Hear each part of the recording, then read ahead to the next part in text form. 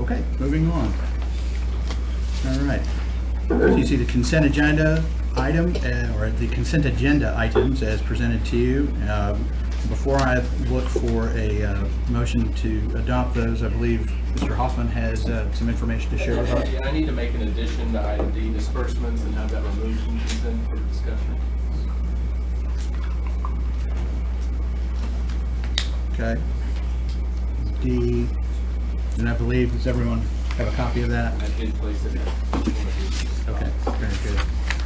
Move to approve removing of disbursements from the consent agenda item. Okay, thank you, Second. Lorelei. Thank you, Pam. Any discussion? All in favor say aye. Aye. All opposed say nay. Very good. Consent agenda is adopted as proposed. Recognize difference makers, Dr. Lindsay. So can we pick up Oh, item I'm D? sorry. Sorry. Yes, don't go around ahead. So, Got ahead of myself. This is our first payment request for, with Nabholz. We did GMP amendment number 1, that's been approved. They, by contract, submit this to the architect by the 1st of the month, which they did. And then the architect's review, make sure all the lien waivers are in place, everything looks acceptable. They pass it on to us for approval. And so with this being the first one, I wanted to discuss it. Everything is in order, and it technically meets one of the exceptions that we have in policy. We have a contract with Nabholz. It's within the amount of the contract. So I don't know that I think it fits the policy where we can pay and then bring it for ratification. But with this being the first one, we know this is much bigger than a normal bill that meets those 13 criteria. I wanted to have a discussion of how we want to handle these going forward, because with our board meetings being the second Monday and this getting to the architect on the 1st, it's going to be right up at the board meeting nearly every time. So I don't know first, but I do need approval for the disbursements with this included, and then also just thoughts on how to handle these going forward. Move to approve disbursements with this included. Thank you. Lorelei. Second. Scott. I second. Thank you, Scott. Any further discussion? And this is within the contract amount? Absolutely. So you can see the original contract sum is the $3,161,000. This is for $221,000. 210,000. I'm sorry, I didn't back off the retainage. Okay. That's up above, right? Okay. 210,000, correct. So do you want, I'm sorry, you need to vote No, first. go around ahead. I just want to know how to handle these so you guys can vote Sure. first. No, that's fine. I think let's take it up in two different parts if that's fine for you. I don't know if we need a motion on the second part, just kind of Right. Yeah. all agreement of how to move forward. I agree. Any additional points? Comments?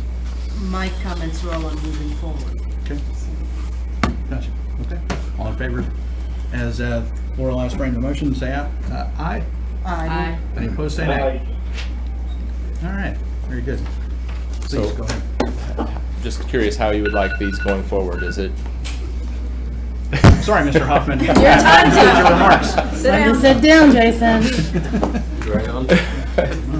So, go My ahead. personal feeling is that because of how large this project is and how important it is to the entire district, that I would like to see them all handled this way, and of course red flagged if there's something that reflects a change from the contract. But I don't think it's especially burdensome to have an additional sheet of paper to handle these individually, just to help us better track it. so I would say that even if we did these as ratification, we would give you that Yes. as documentation. Yeah. I'm just wondering, are you okay with us paying these and not rush? Because if we have a board meeting on the 8th, which is certainly possible, and means the 1st is a Monday, packets go out on Wednesday, the architect isn't going to have enough time to properly review and make sure that everything is in place like I think we would want. Well, yeah, and I agree that our policy covers it because it's a contract amount, but I still would like to see the piece of paper Absolutely. to ratify. And if there's a deviation from the contract, I think that should be noted and acted upon separately. Well, any deviation would take a change order, which would need to be Right. approved by the board, so that would be taken Just care of. wanna- Right. Reiterate. Additional Okay. thoughts? Lori, Scott? Is everybody okay with ratification, and we'll make sure you get the documentation? Is that the easiest for you since you're the one handling it? Yes, and it's just a timeliness issue. It's the most important thing since you're the one doing it, not us. It's just good to track. I think you have your answer. Okay, thank you. Thank you. Thank you, Jason. Appreciate it. All right. Now moving on to. Absolutely. First, I'd like to welcome everybody here. We have started a Difference Maker Award. Everybody has different roles in our district, and we just have started recognizing we raise the bar, and our vision is to become the premier school district in Missouri. We're going to do that by being stronger together. The last 3 years, we've taken staff photos at the beginning of the year with the Stronger Together. We firmly believe that. So along that line, we have difference makers across the district, and recognizing those folks that are making a difference every day in what they do, and so just doing those little by little each month. So first off, Lori Rost is our assistant soup for elementary ed. She's here. We have some difference makers from the Cedar Hill Elementary School, her former stomping ground. So I'll let her give the spiel, and I'll let her hand these out here, and if you invite those folks in, and we'll turn this over to you here. So we can turn this Thank volume you. down. Last month, 21 schools across the state met the criteria set by the Missouri PLC project to receive exemplary professional learning community school. And our very own Cedar Hill Elementary is an exemplary school here in Central Missouri. PLC stands for Professional Learning Community. It's a group of educators that meet regularly. This team started about 5 years ago with a dream that we are going to change the way we do our work at Cedar Hill. Came together as a leadership team and visited this exact conference that they were just recognized at. And I remember when we watched the first group get recognized as an exemplary school, that leadership team's goal was, we can do that, we can be that. And so 5 years later, since Cedar Hill is being recognized as an exemplary school, due to the collaboration efforts of the teams in the school and always being focused on student learning, where all means all. And so we have a few representatives tonight, including the new principal, Stacy Fick. I'm very glad to see that she is leading the way as they continue practices and refine practices and make new commitments and goals for our kids at Cedar Hill. So congratulations. Dr. Linthicum, would you like to give the certificates And we out? have, I believe, here, or maybe some extra there. Yes, we'll send those back. Okay, Cassandra, take the Cassandra. Congratulations. Thank you for being a part of that. Amy, here's Amy. Something to put my finger on everyone. Like, Stacy Fick. Mike is on. Jennifer Gerard. Thank you. Stephanie. Trying not to lick your certificate. Very good. Well, congratulations. Do we, This is our, Jill. Nadja, she is our new secretary this year Okay. at Cedar Hill, and she is doing an outstanding Awesome. job, and she is part of the team. Absolutely. So, do we have a round of applause for the Cedar Hill team?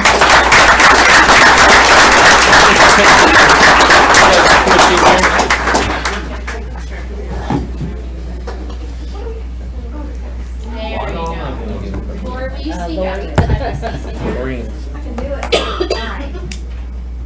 Okay, guys, look right here. 1, 2, 3. There we go. Thank you, guys.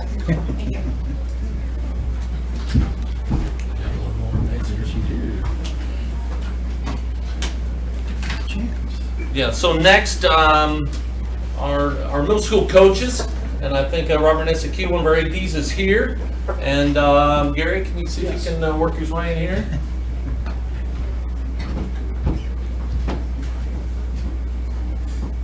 Come on in here, Robert. Is Chris Milan here?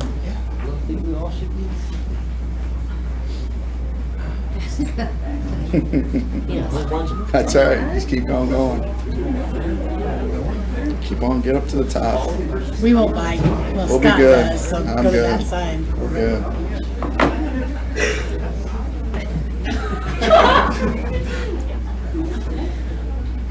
Look at all of them.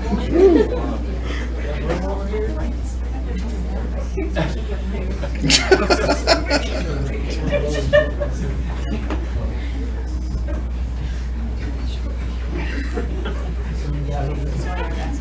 think it's great. Great turnout. Yeah, that's good.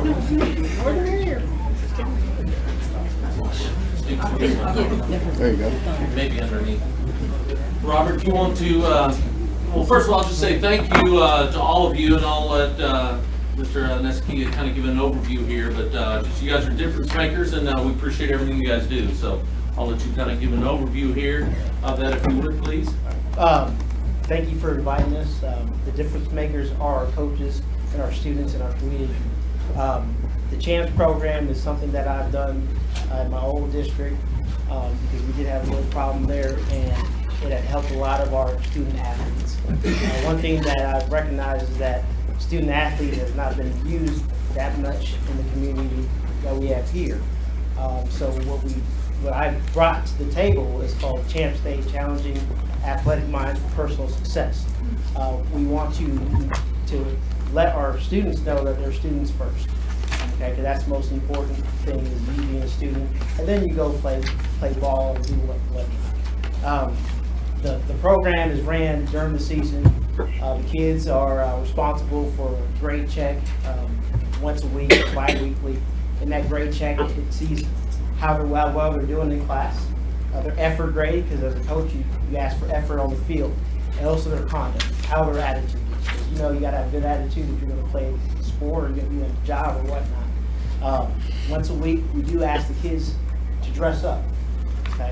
Dress up once a week on a Wednesday, because it's the middle of the week, and it makes it a lot easier to finish out the week. When they started doing that, a lot of buzz was going around in the school. The kids are asking, hey, why are you dressed up? Why are you dressed up? You have a game? And the kids are like, no, I'm a student athlete. That's all. Well, no, it's not all. So we started doing that, and the kids have really taken well to it.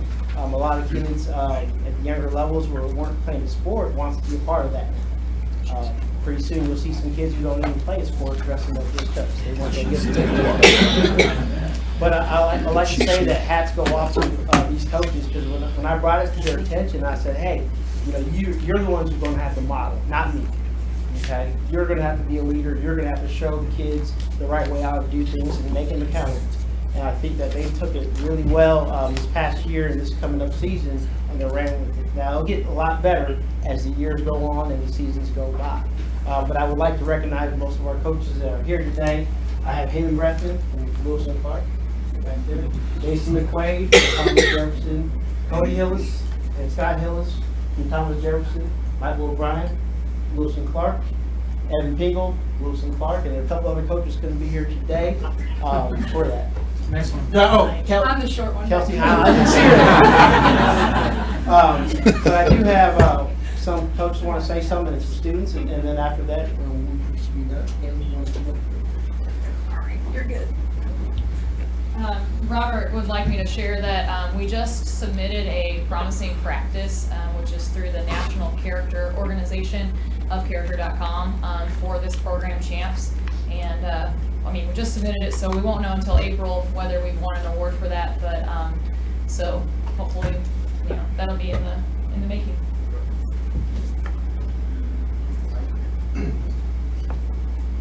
CHAMPS is something I think as coaches we've done for a long time, but we just haven't put a name to it. Before I have basketball tryouts, I say, I look at three things: your discipline, your grades, and of course if you can play basketball. But doing this CHAMPS thing and putting it all together has really put a face to the program, and it's been great for our students. I teach 7th grade, and like Mr. Nesakia said, we have kids asking, what are you doing, what are you wearing? And it's got a good buzz going around the school and the community, so it's been great. Any students I'd like to share? Hello, I'm Grace Spalding, and I just want to tell you what Ms. Gressman constantly told all of our athletes. Athletes are held to a higher standard. And as an athlete, we just want to be able to share what we do with all of our peers. That's all I have to say.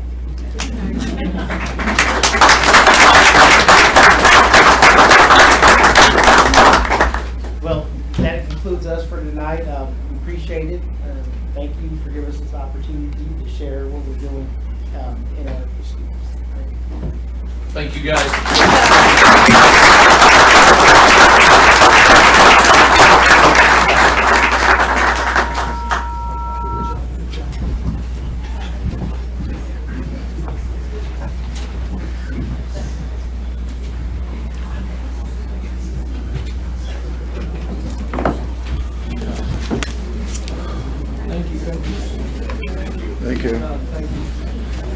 Be good, Cody.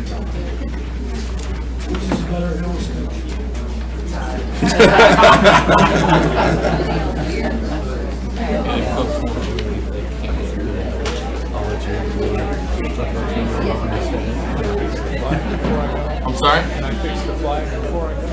Yeah, and I don't know how that, it does need to, Oh, for the ground. because they have not been that way. Thank you for doing that. Thank you. I don't know, take back wrong, thank you. I have a note here, get it fixed.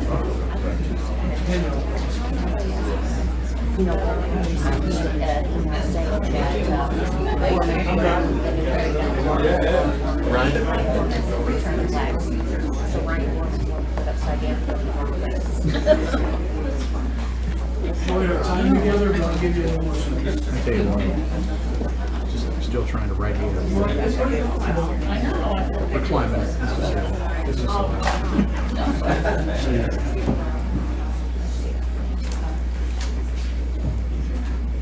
right, okay.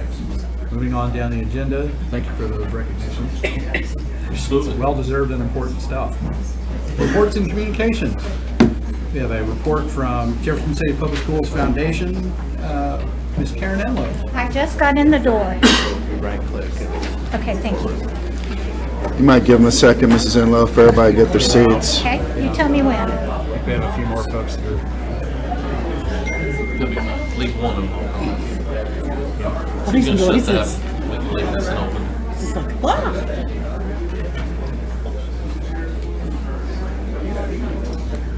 Noisy out there. Well, she said, I said, as long as we leave this one open, she just noise wise. Yeah, it's just okay. As long as we keep this open. I think you're good. Ready? Ready? Ms. Enlow, the floor is yours. You may just have to speak up a little bit. Thank you. Thank you, School Board and Dr. Lithicum for having me come tonight. I always get excited when it's February because I come before you and get to give our report. I would like to say, can I get it to go, Jason? Good job, It's not working.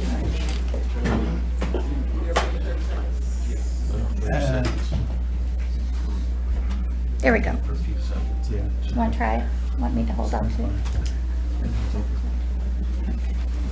I'm here alone tonight because my coworker Morgan Werdehausen had 4 wisdom teeth removed and she was unable to come, and she really sends her regrets. But as you know, as a board, that you approved the part-time salary of Morgan to work in my with my position, and I'm just saying I'm very, very pleased to report she's done a great job. She is just a It's not working very well tonight. We're skipping all the way through. How about if I just let you do it, okay? And I know my husband's in the back of the room. He knows I can't operate remotes. Just saying. Okay, Morgan couldn't be here, but she's just done a really great job. She's helping with some of our processes. She has a background in finance, and she came from secondary education from the board here. And so she's just been a really good fit. On her first day of the job, we stuck her on KWOS, and she came back. And then the first week, we put her in front of the crowd at the gala, and she did a great job. So she's just jumped in with both feet, but unfortunately, she already had this oral surgery scheduled. The next slide is the foundation board, and we have added 4 new directors this year, and I just want to make you aware of who they are. Paula Burnett, Capital Region Medical Center; Andy Fechtel, Fechtel Beverage; Lindsay Griffin, Missouri Associate of Insurance Agents; and Brian Mutert, Brown Printing. And so they've been really great to work with. They're all bring a different skill level to our board, and I've always been pleased just to have a wonderful group of people, and people, when I ask them, are still saying yes to be on our board, and that's so important. The next slide I want to talk about is Scott's father, Gary Hovis, and the memorial that has been set up for him. We have some new scholarships, and I have permission from Scott to tell you about this and just to honor his dad. And the first scholarship will be given out this April. It's for a 4-year college or university. The student has to be a member of the JCPS golf team. Preference will be given to a student majoring in education and also somebody who has great character and is community-minded. The first scholarship will be awarded in April. The other scholarship that I want to talk about, another new scholarship, if you'll move on, Jason, is in memory of Robert Allen. This is Sandra Allen's son and Rhonda Allen's brother. His graduating class set up this memorial donation for a scholarship, and it's for a student who has a GPA of 2.5 or above. They have to attend either 4-year college, university, or tech school. Must have a congenial personality. I just had to smile when that came back in the criteria, because if you know the Allens, you know that's very important, and it's who they are. And they must possess strong citizenship qualities and be people-minded, and also be involved in extracurricular activities. And the first scholarship for the Allen Scholarship will be given also at the Common Scholarship Luncheon in April. The third scholarship that's new is given by a J graduate. This young man and I talked for several months. This is Levi Noring, and you'll see that he's a 2009 graduate. Levi called to visit with me about just making a difference in the lives of J graduates. He received the Mayor's Scholarship, and he was so moved by that somebody would give so many scholarships for a 4-year process. It's renewable for 4 years, that he wanted to do something different. So he is actually in a successful tech company based out of Kansas, and he currently lives in Southwest part of the United States, but he is really doing well in his job. And he said his story is not unique, but he wants to give back right now. So he's going to give a $1,000 scholarship. He said his goal is to give like the mayors did, something that he received. So what a bright guy, and what a great guy to work with. And he came over the holidays, and I know his parents have to be very proud of his story. The foundation also has a new planned gift, the Paula Kendrick Hartsfield, and this is a scholarship that will go to Nichols Career Center at her passing, and we have some scholarship information. We have our, we're working on a document that secures this, but just really excited to work with Paula. And as you know, if many of you know Paula, she had her ducks in a row, and she was great to work with. So that's another new planned gift. We also are pleased to have a new endowment, and this is, it looks like Keys, but it's Kai's Scholarship, charitable scholarship, and we've been working with Hawthorne Bank. The foundation is managing this scholarship, and the first scholarship will be given out in April of 2018. This is a new endowment for us, and so it's for kids that you know, will fall under the guise of the scholarship endowment, and the information that they're supposed to, like, they may go to a tech school, they need to be in financial need, they have a certain GPA, and we're still working with Hawthorne Bank and the Kai's family to work out the final decisions on how the fund, who will be eligible for the fund. The next scholarship is, the next slide is about our new professionals. Every year, kickoff to school, we have our back to school bash with our teachers, and the Railton money that the foundation manages awards 10 kind of scholarships or kind of pats on the back, a monetary gift to 10 of our new teachers. They have to be teaching within 3 years, or new to 3 years, 1 to 3 years, and they're really our up and coming people, and we already have our eye on them, and so it's just kind of a keep on tracking along. You're doing a great job, and here's a pat on the back and let you know that we think about you. The Foundation Gala this year was one of the largest galas we've had in the past. I get to say that every year, and that's really fun, and I'm really excited about being able to say that. This September, if you were there, our theme was, as you know, honoring tradition, building the future. And so we thought it was a very fitting time to talk about the traditions that we want to hold on to, but also the new traditions that we want to begin with the second high school. And so we just had a really fun night talking about our future and honoring people. And you can see that the gala donations, next slide please, we tried to raise, our goal was $40,000 and we raised 42, and so I know we'll keep, kind of like the United Way, just keep setting that bar higher and higher, and you try to reach those. That money is used to offset some expenses for the foundation, to give back to our teachers in the form of grants and to our schools, so we're really excited about that. Also, the Hall of Leaders that we were able to recognize is Dan Renfro, Dennis Locke, Rod Nolke posthumously, Central Trust, Don and Linda Eisingers, and Judge Cotton Walker. And that's just an outstanding group of people, and we are very excited that we could honor him that night. Here's a picture of them on your screen, and you'll find their plaques permanently displayed on the donor wall outside the foundation office on the second floor of the Miller Performing Arts Center. The next slide is our Papa and Princess dances. Those are coming up, and I only bring that to the forefront because we always need volunteers. We have a dance in March and a dance in April, and if you're interested in volunteering, just call my office and we're happy to let you know about these. I had a really unique experience. I had a father call and wanted to turn in his daughter's registration form for April. Well, we hadn't even gotten March ones back, but it's really important. He wanted to come to the office and he wanted to turn it in. And so I met him one day last week and he brought it to me, and I said, have you ever attended? He said, I haven't. He said, I want to so bad. And I said, well, you know, you and your daughter will be doing this, this, and this. He said, well, she's going to be going twice because my wife has her going with whoever, I didn't ask. And then he said, but I get to take her the second dance. And I said, well, then she's just double lucky. She gets to go to both of these. And he said, I can't tell you how much this means to me. He began to sob. And I'm thinking, you know, that's just one story of those that we provide an afternoon for, just one story.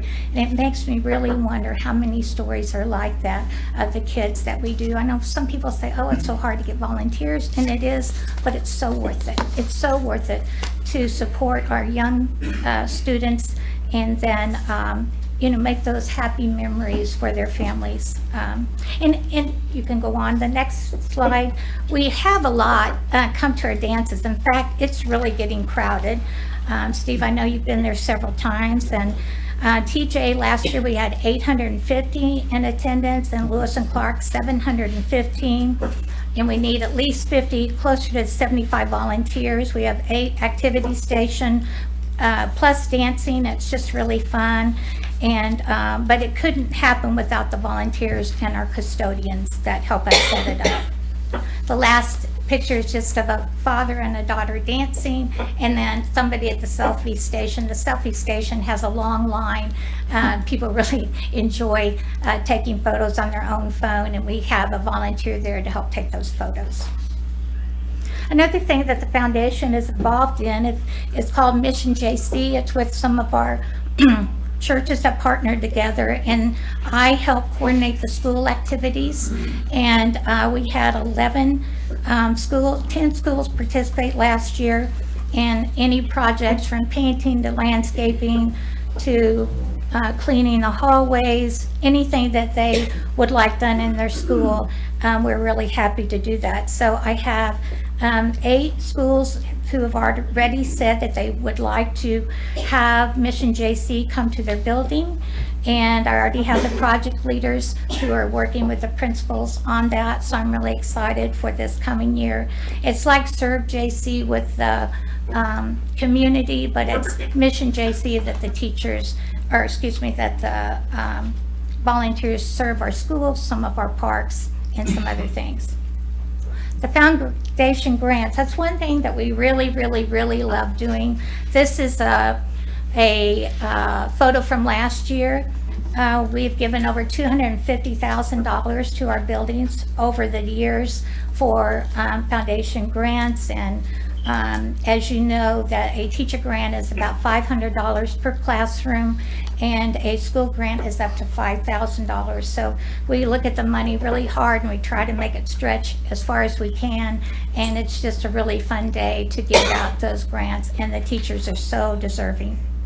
We have 2 new teacher grants that we're going to give out in memory of Joyce Kaiser, who was a loved principal in our district, and Ron Marsh, who worked in our Nichols Career Center.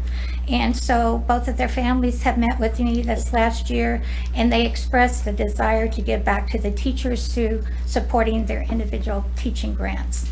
This year, we're getting ready to score those. In fact, this week, we have 8 teacher grants applications that came in, and 15 school grants. So you can see there are some bigger projects that need some money in our district. So we look forward to seeing what we can support. Not only do we give out money, we also write for grants, and this is just a photo that Dr. Lithcomb was with Nicole Langston and Lisa Deerking from Southwest.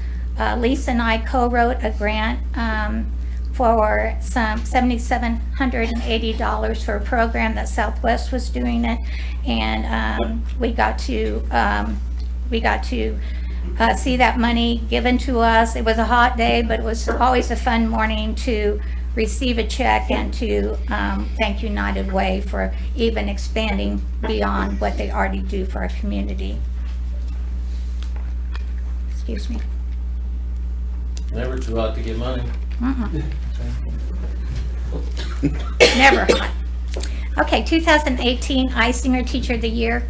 You might remember this is going to be our 3rd year of 15 for this fund, and we're already excited about it. The Eisingers are planning to come this year.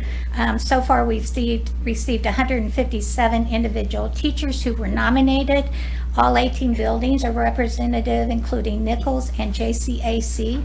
And then we'll continue to work with the Eisingers, and I'll work with the 2008 Teacher of the Year Committee in making selections of our top 6 finalists, and then we'll make an announcement. I believe Dr. Lithicum goes out and tells the 6 finalists that they are one of the 6 finalists, and that's always a fun day to do that. And anytime you can go and spread good cheer and good news in a school, it's always great, so we look forward to that. This year, the Teacher of the Year Committee is Paula Burnett, Julie Glaser, Nicole Hoff, Deborah Kaiser, Dan Renfro, Chris Wood, and Misty Young. Talk about partnerships. We could never do everything we do without Scholastic.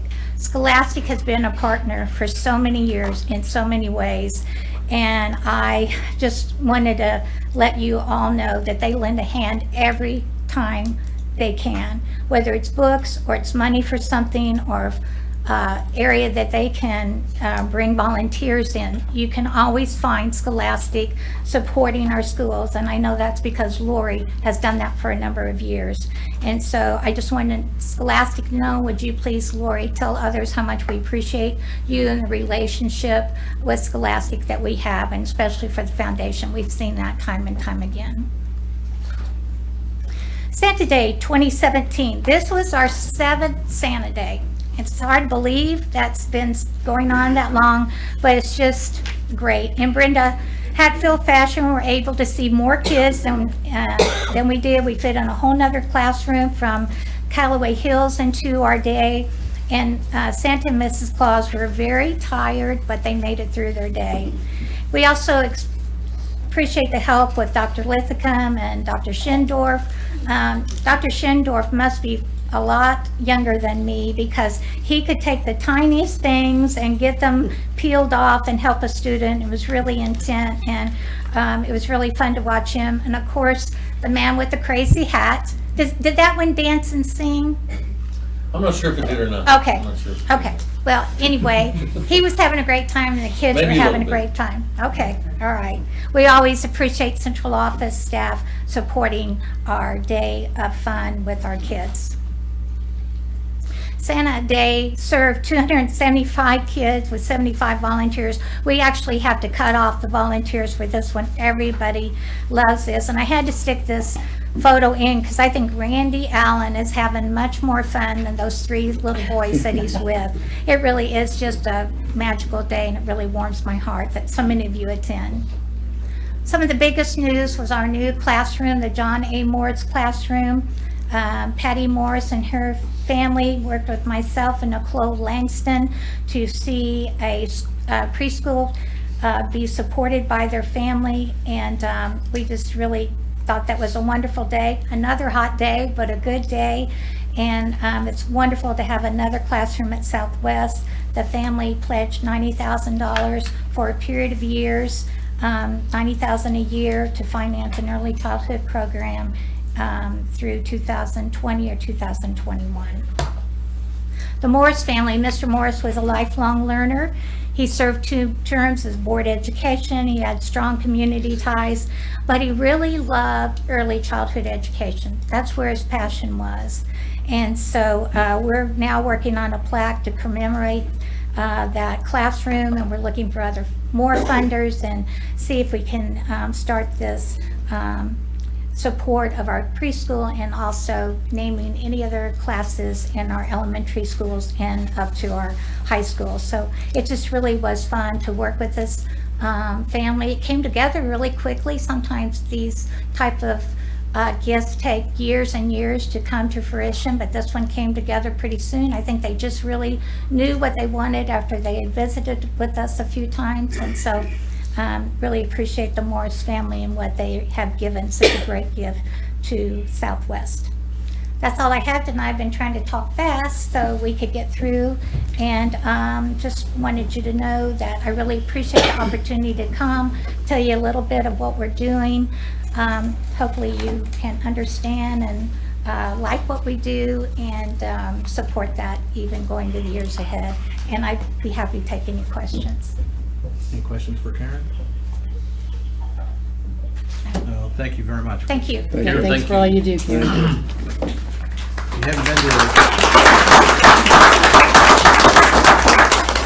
You haven't really earned your stripes until you've gone to a Princess and Papa dance and got your fingernails taken care of by your daughter. So if you haven't gone, I encourage you to go.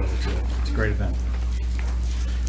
Next on your agenda, we have Mayor Carrie Turgeon joining us this evening to bring greetings from the city and talk with us about collaborative information going forward.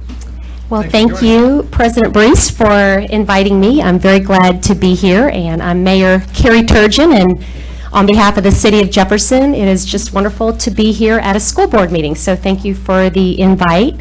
And I just saw Larry the other night, on Friday night, at the Night to Shine prom for special needs, and that was really great. So I appreciate you being out in the community at everything. So you're a great face for the Jefferson City Public Schools. So, and happy Valentine's Week. Have to take a moment to recognize that. And while we're talking about Valentine's, I'll take 1 second to mention the hashtag #BreakUpWithSalt. Okay, so that's been my thing for today that I'm talking about with Heart Month. So look up that hashtag, and it'll give you lots of tips of, why not? It's Valentine's week. It's a perfect time to break up. So break up with salt. Okay. So I'm a proud graduate of Jefferson City High School and really enjoyed my entire, family. My brother and sister and I all went to Jefferson City Public Schools and are very proud of our education here. So glad to take what I learned from the halls of JC to City Hall. So really proud of that. Also want to congratulate you on your groundbreaking this coming Saturday. And I won't be able to attend this Saturday, so I want to take this moment to congratulate you all in person and thank the community for moving this forward. It's a really important big deal for us. And I said tonight I would give you an update on the city, so I'll give you a quick update, and I'm going to start with a quiz, a city quiz. So Jefferson City is the only city in the entire country to have 3 things. We're the only one in the entire country, the only city that has a state capitol, a river, and a historic prison. And we're the only city in the entire country with that. So when we talk about what are we going to do to improve our community, increase economic development and growth, we can look at our assets that we have that make us very unique.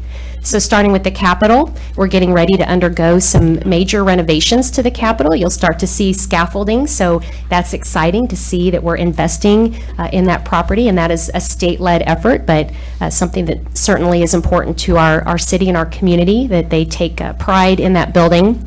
Second, the river, and we are a river city with no access from the Capitol side of the river, so we're working hard to secure some private donors to get that project moving forward again. We're getting very close. We're about halfway funded to get a bridge from, like a pedestrian bike bridge from the Capitol down to the area known as Adrian's Island. So that's exciting to think that we are this close to having access as a river city to our river finally. So moving that forward.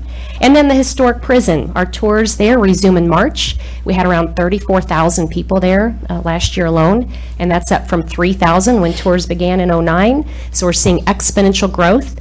And we look at other models. In fact, some prisons have over 300,000 in a year, and we feel that we could achieve those numbers with prison redevelopment. You probably heard that the bill for prison redevelopment passed last year, and now we're starting to meet again. We have Missouri State Penitentiary Community Partners, that is a group of civic organizations and groups that consisting of the city, state, county, Convention of Visitors Bureau, and Chamber that are moving this forward along with the community. So it's a community-led effort. So that's exciting. And you can also mark your calendar for the 3rd annual Salute to America concert inside the walls at the prison, which is going to be Saturday, June 30th. So that's an exciting thing.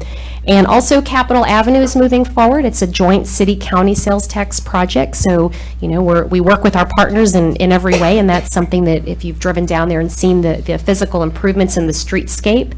And now we're working on the homes that have been deteriorating, moving that process forward with the housing authority. So you'll probably hear things like condemnation and eminent domain, but that should mean getting those homes into the hands of those that can revive them. So we're working through that process too as a city. So a few other dates I'll throw out. That's kind of our city update of some of the big picture items that are happening. But mark your calendar for April 3rd, which is a municipal election. We do have contested race in the 5th Ward. And of course, you'll have that on your calendar for school board as well. The crew of the USS Jefferson City will be here in Jefferson City March 1st through 6th. I know they often come by the schools. I know they're working on solidifying their schedule that week. But we hope that our community members can meet the crew while they're here. Also want to announce that we brought on a new student representative from Lincoln University. Her name is Carolyn Wanjaro, and she's a sophomore at Lincoln University. We're very glad to have her. We had our first ever student liaison, Jonathan Jackson, served on our council liaison for 2 years, so it was a direct link to Lincoln University, and it just shows how important it is for the city to connect with students and how important it is to connect with Lincoln University. So we welcomed Caroline as our new student representative. And a couple other things, a big initiative that I've taken personally is Buckle Up, Phone Down. You've probably seen me do the thumbs up, thumbs down. And so while I'm here, I want to take an opportunity to encourage the schools to take the Buckle Up, Phone Down challenge. You can go online at MoDOT's website and take the challenge, and it basically says you pledge to not use your phone while driving and to use hands-free whenever possible and to buckle up every time you're behind the wheel. And there are opportunities that Jefferson City Public Schools can really take the lead and be a good example, and there are ways that Buckle Up, Phone Down can get in the schools. So I'd be happy to work with the school board and Superintendent Lithicum on some of those efforts. And for example, Phone Down Friday is something that you'll see me start to push now that MoDOT has been pushing too. And just think about, you know, starting with at least just not touching your phone. When you hear it ding, it's the first instinct to look at it. And when you're driving, it's unacceptable. Yet Missouri is one of 4 states that only bans texting while driving if you're 21 or if you're under 21. So that's completely unacceptable. So working on changing that law, hopefully, and encouraging people to buckle up, phone down. So those are some city initiatives, and something else I'm excited to report on is our Human Relations Commission that's been revived, and in a large part to some of the community meetings and discussions that were hosted by Jefferson City Public Schools. The Human Relations Commission met in January. The next meeting is this coming Friday, February 16th at 8 a.m. at City Hall. I did see we have even a member here of our commission. I thought I saw Patsy Johnson here. Hi, Patsy. So, and there may be some other members here as well. But I do want to thank our community volunteers that volunteer on that commission, and the meetings are open to the public. So we look forward to sharing the reports and your findings from your community meetings that we appreciate you hosting, and we will look forward to studying them. So whatever you have, we would ask that you could share them with the city, that we could in turn share them with our Human Relations Commission, because one of the main questions that you asked is, what can the community do? And so we would like to, look at your findings and be able to help with that as well, and whatever we can do to help implement what can the community do from a city perspective. So I'm here to thank you for hosting the meetings. They were very productive, and a lot of wonderful ideas came forward, and look forward to implementing those ideas. The commission was just one of them that came forward. I can't stay for the entire meeting tonight. I have something else this evening, but the good thing is I can watch later. I can watch the rest of your meeting and listen to the community discussion and your findings, and share that with the city and share it with council. So I want to thank you for having the meetings. Thank you for having me here. I would invite you to come, President Bruce or any school board members, to a city council meeting anytime, periodically. We meet the first and third Mondays, so we're kind of the opposite of what you all do, so we can make that happen and coordinate and connect as often as we possibly can with the city and the schools. So if you go to jeffersoncitymo.gov, you can see our meeting schedule for this meeting, or for Human Relations Commission, or any of our meeting dates, agendas, and that sort of thing. And you can also watch our meetings streamed online there. So that's my report. Thank you for having me. And are there any questions for the city? Okay. I believe so. Well, thank you. And like I said, I'll be tuning in and listening, and look forward to the input, and please connect with us, and we want to be a good partner. And again, thank you for hosting all the community meetings. So thank you. Thank you.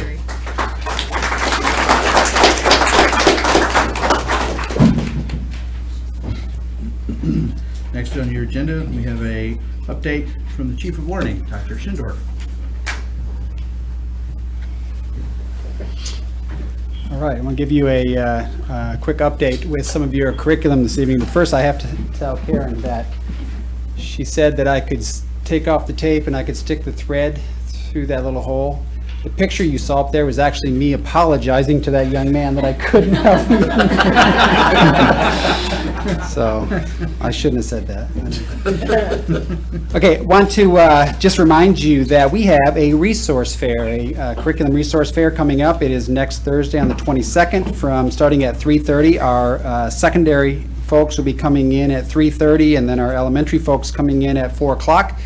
We're going to have a couple different resources set up. We're going to have our K through biology science resource set up for teachers to come in and preview. We're also going to have our geometry and algebra 2 resources set up for secondary staff to come in and look at. So want to invite you to that resource fair, and want to remind you of what it takes to get to this point, because we are getting close to the end of another cycle. When teachers agree to pilot a resource, we don't just take a bunch of cool stuff to their classroom, drop it at the door, and say, Merry Christmas, and they get to open it up and use it. They commit to coming in, getting a full day of professional development, and planning to implement those resources. They then go back to their classroom, they have to get into all that stuff, they have to plan for instruction, and they use those resources for the next, typically about 6 weeks. They'll use those resources in the classroom with the kids, and along that process, they are providing us an evaluation of the components that are good, the ones that are still lacking, and so we get a lot of input through that 6-week cycle. Then they come back in and they do it all again, because we don't just pilot one resource. We typically pilot anywhere from 2 to 3. So they go through that 6-week cycle 2 or 3 times. We are wrapping up science piloting, and excited about that. And so after we've done that cycle, we then, what we call the resource fair, is we take all those grade level items, we bring them over to Dix Road, we set them up. Those teachers that used them will be there available. We invite all classroom teachers to come in, to put their hands on those resources, to ask questions of the teachers that used it, and they give us some feedback. I recall last year, Pam, you were there and provided us a lot of feedback and asked a lot of questions, and we'd invite all of you to do that. We want you to see the resources that are available to our teachers. Then what happens after that, a week later, the team, and typically we have a team of pilot teachers, anywhere from 30 to 40 teachers across the district that are piloting, so it's a significant group for our district. They will come back the week after the fair. They'll take all the feedback that we received that evening.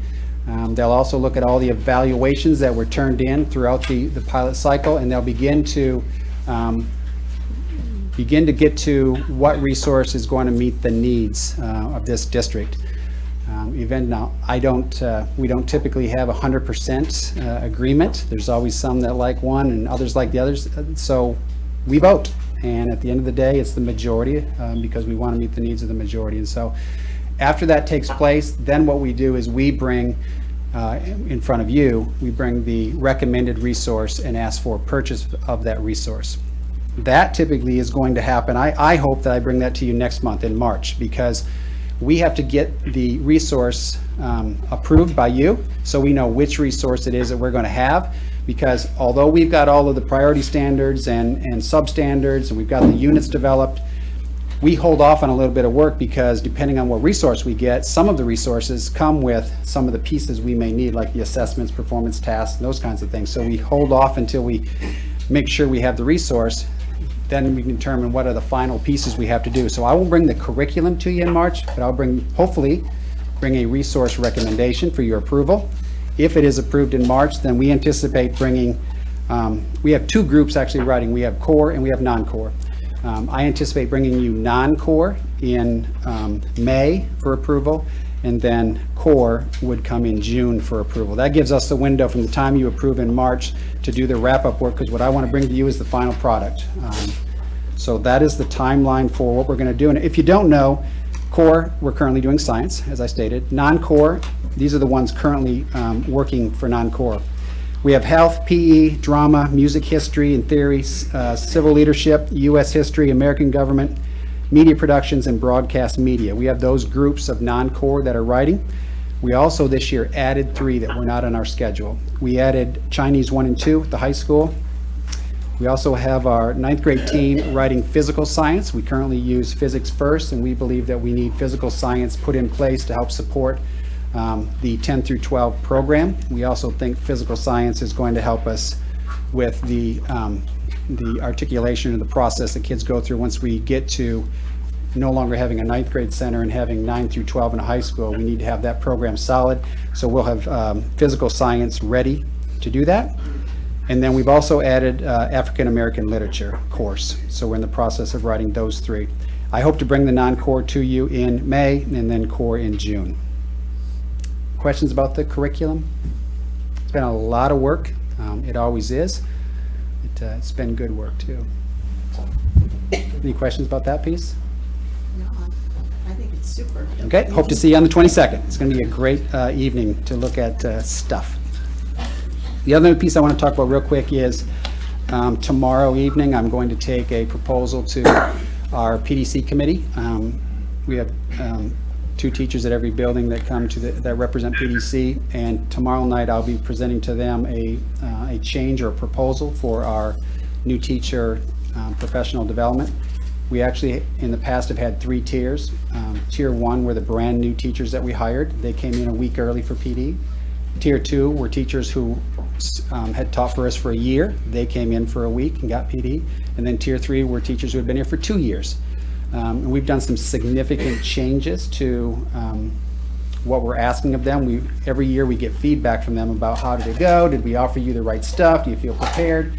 And quite honestly, the feedback was that a lot of the things that we offer were not exactly what they felt were necessary. So we've done a complete revamp of that.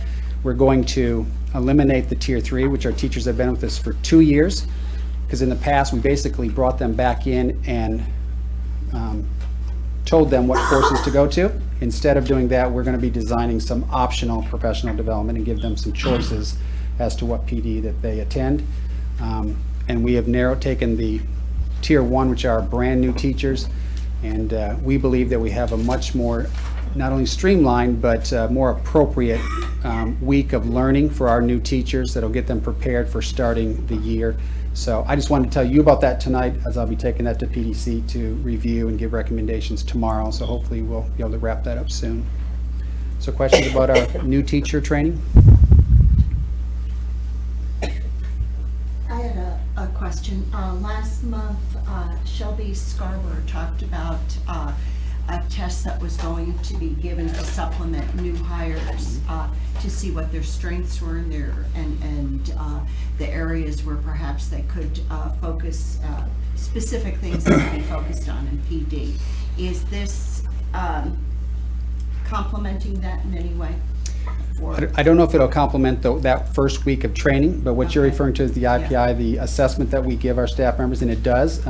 She's done it several times now. If you want to speak to her, just go up and kick me. But she's giving it to numerous, and what we do is when we offer a position for hire, when people apply for those positions, they complete that assessment. It gives us what their strengths and areas of work are. And so I could absolutely see that we'll get to a place where we use the report that shows us here are the areas that could be built upon as part of the growth plan, but that wouldn't impact this first week of training. Yeah.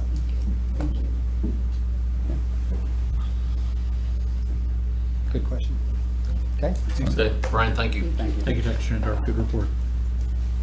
Next up, safety transportation update from Mr. Hoffman and Mr. Underwood.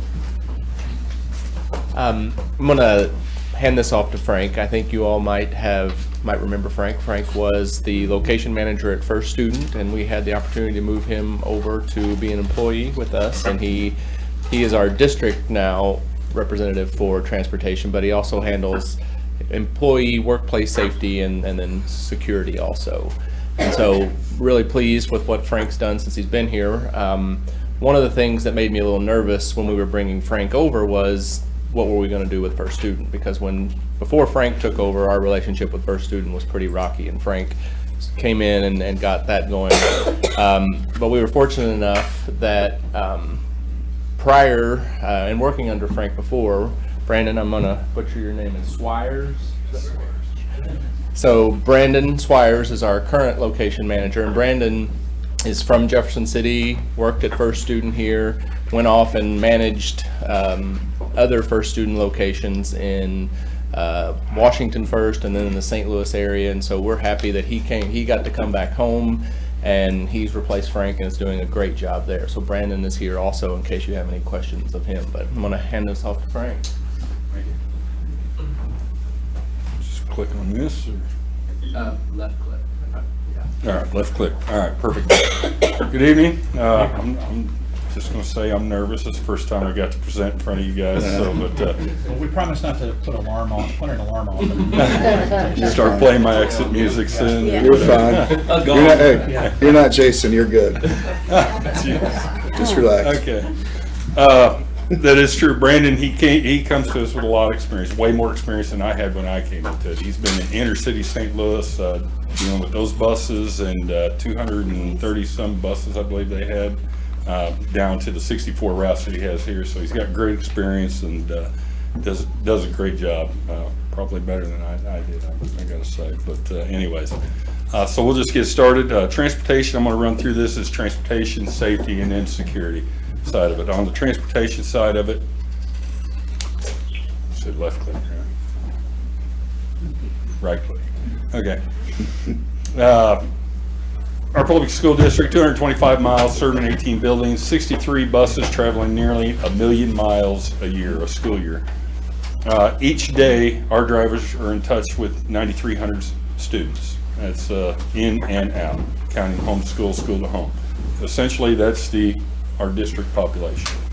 Our on-time performance rate, or at least First Student's on-time performance rate right now is 96.74. With that, they've got technology that I'm privy to still, and so I kind of steal that and use that, and up until the time that they tell me you got to quit using this. But nonetheless, Brandon will give it to me, and because that's way better than any airline out there right now. Throughout August through December, 809,100 students that we had contact with in transportation. During that time, 1,104 bus tickets were written, 5 preventable collisions. None of those preventable collisions were with other moving vehicles. They were hitting stationary objects. Don't ask me why. But so with the 1,104, that's our school district. Many of you have looked at this picture many times over the last few months. So that's what we look like. Past Tebbets, Centertown, all the way down to Wardsville, clear up to almost New Bloomfield. So that's the 225 square mile picture. School bus drivers challenges. What I've been tasked with when I came on here is, hey, let's look at what we can do dealing with students on the bus, kind of curb this behavior and help our principals out with these bus tickets. Given that number of bus tickets to the number of contacts we have with students, it is relatively low, but we can still do better, and that's what we're looking at doing better. So I've been working with Brandon and myself, what drives these things. Low student adult ratios. Half K through 12 students ride the bus.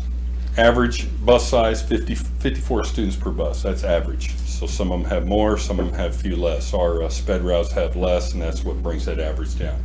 Multi-building ridership and transfer points with Simonson High School, Lewis and Clark coming over, transferring students, probably about 900 to 1,000 students transfer from Lewis and Clark High School buses at Simonson. They're all over the place. They get on the right bus and they head out on routes. And then limited supervision. This is part of the challenge that a driver has. He's got his face in the windshield facing forward, 60 students behind him. That's limited supervision.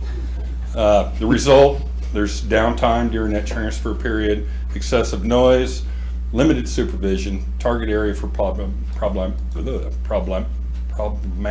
behavior, and then disruptive social interactions that lead to that problematic behavior. I can't even say that word.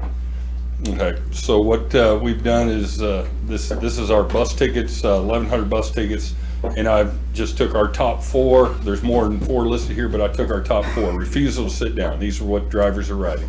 Insubordination, refusal to listen, talk back, fighting, bullying, and then profanity. Those are the top 4, and that's a pie chart showing. So what we're targeting on is what can we do to reduce them 520 bus tickets. Okay, and then the next one, the insubordination. Well, part of that is just getting to know your children, getting to know their names, getting to know their trigger points, who they get along with, who they don't get along with. It's hard to do that in a 20 to 50 minute period each day that you have, but it's not impossible. Here it is by grade level. These bus tickets, refusal to sit, the yellow bar graph reflects elementary, orange middle graph is middle school, and then high school. And that is our ticket trend through the end of December, starting at the beginning of the school year.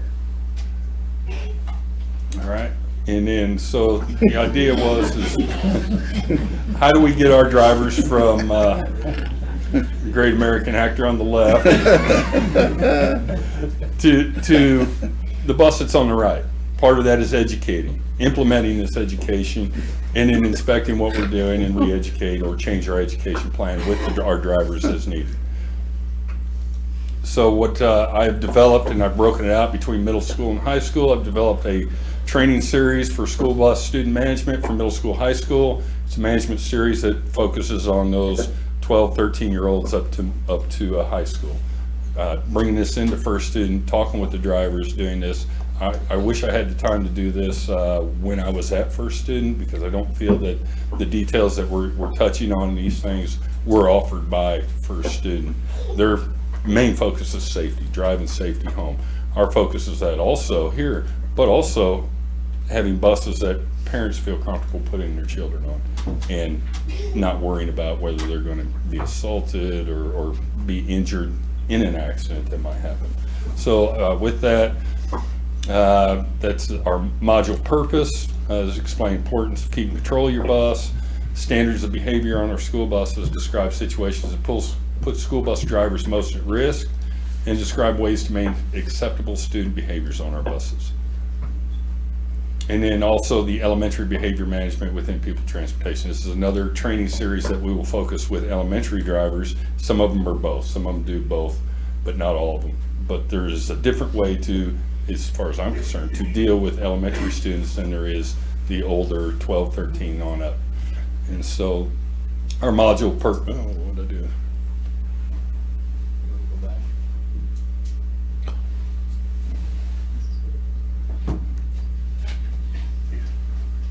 There we go. The overview is just the challenges that they have. There is a ton of literature that's being offered during this for them to make copies, giving little awards to the kids that are on the bus, and give the bus themselves awards that they could put up on the bulkhead to show how good they're acting or behaving and how well they've done in the past, the rationale behind it. And then some of them know about positive PBS, positive behavior support.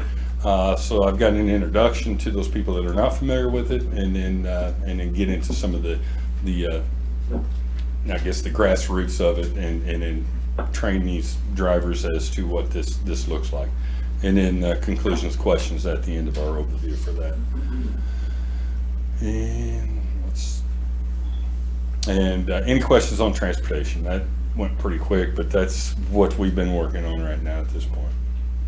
I might just make a comment. Yeah, I appreciate their willingness. We talked about being a premier school district. One thing that when we ask our staff, the learning process, culture and climate, and student behaviors.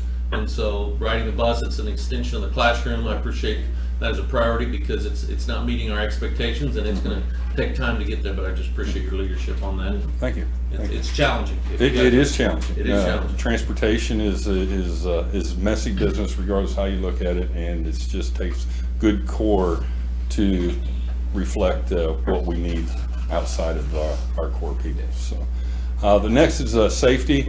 I've been working with Shelby a little bit on this, quite a little bit, but a culture of unconditional dedication to safety, and this is what we want for our school district and our employees. There we go. To date, this is our accident summary, and listed on the left side there, those are the number of incidents on down. Those are our top 4. And you see our most frequent accident is a struck student contact. These are typically our aides that are working with students, and they also are our lowest cost in terms of the injury, thank goodness. And our highest cost happens to be our lowest frequency, which is cut, punctures, and scrapes. So what we've done is broke them down to percentages of the number of incidents that have happened, and then focused our areas on trying to reduce those and things that we can do to reduce those to lower our costs as a district to take care of these people and keep these people working so that they're not injured or hurt and go and missing work because of something like this. We have developed a safety committee. We meet at the end of this month. Our workman's comp insurance carrier is Missouri Employers Mutual. His name is Dale Minks, the representative for them.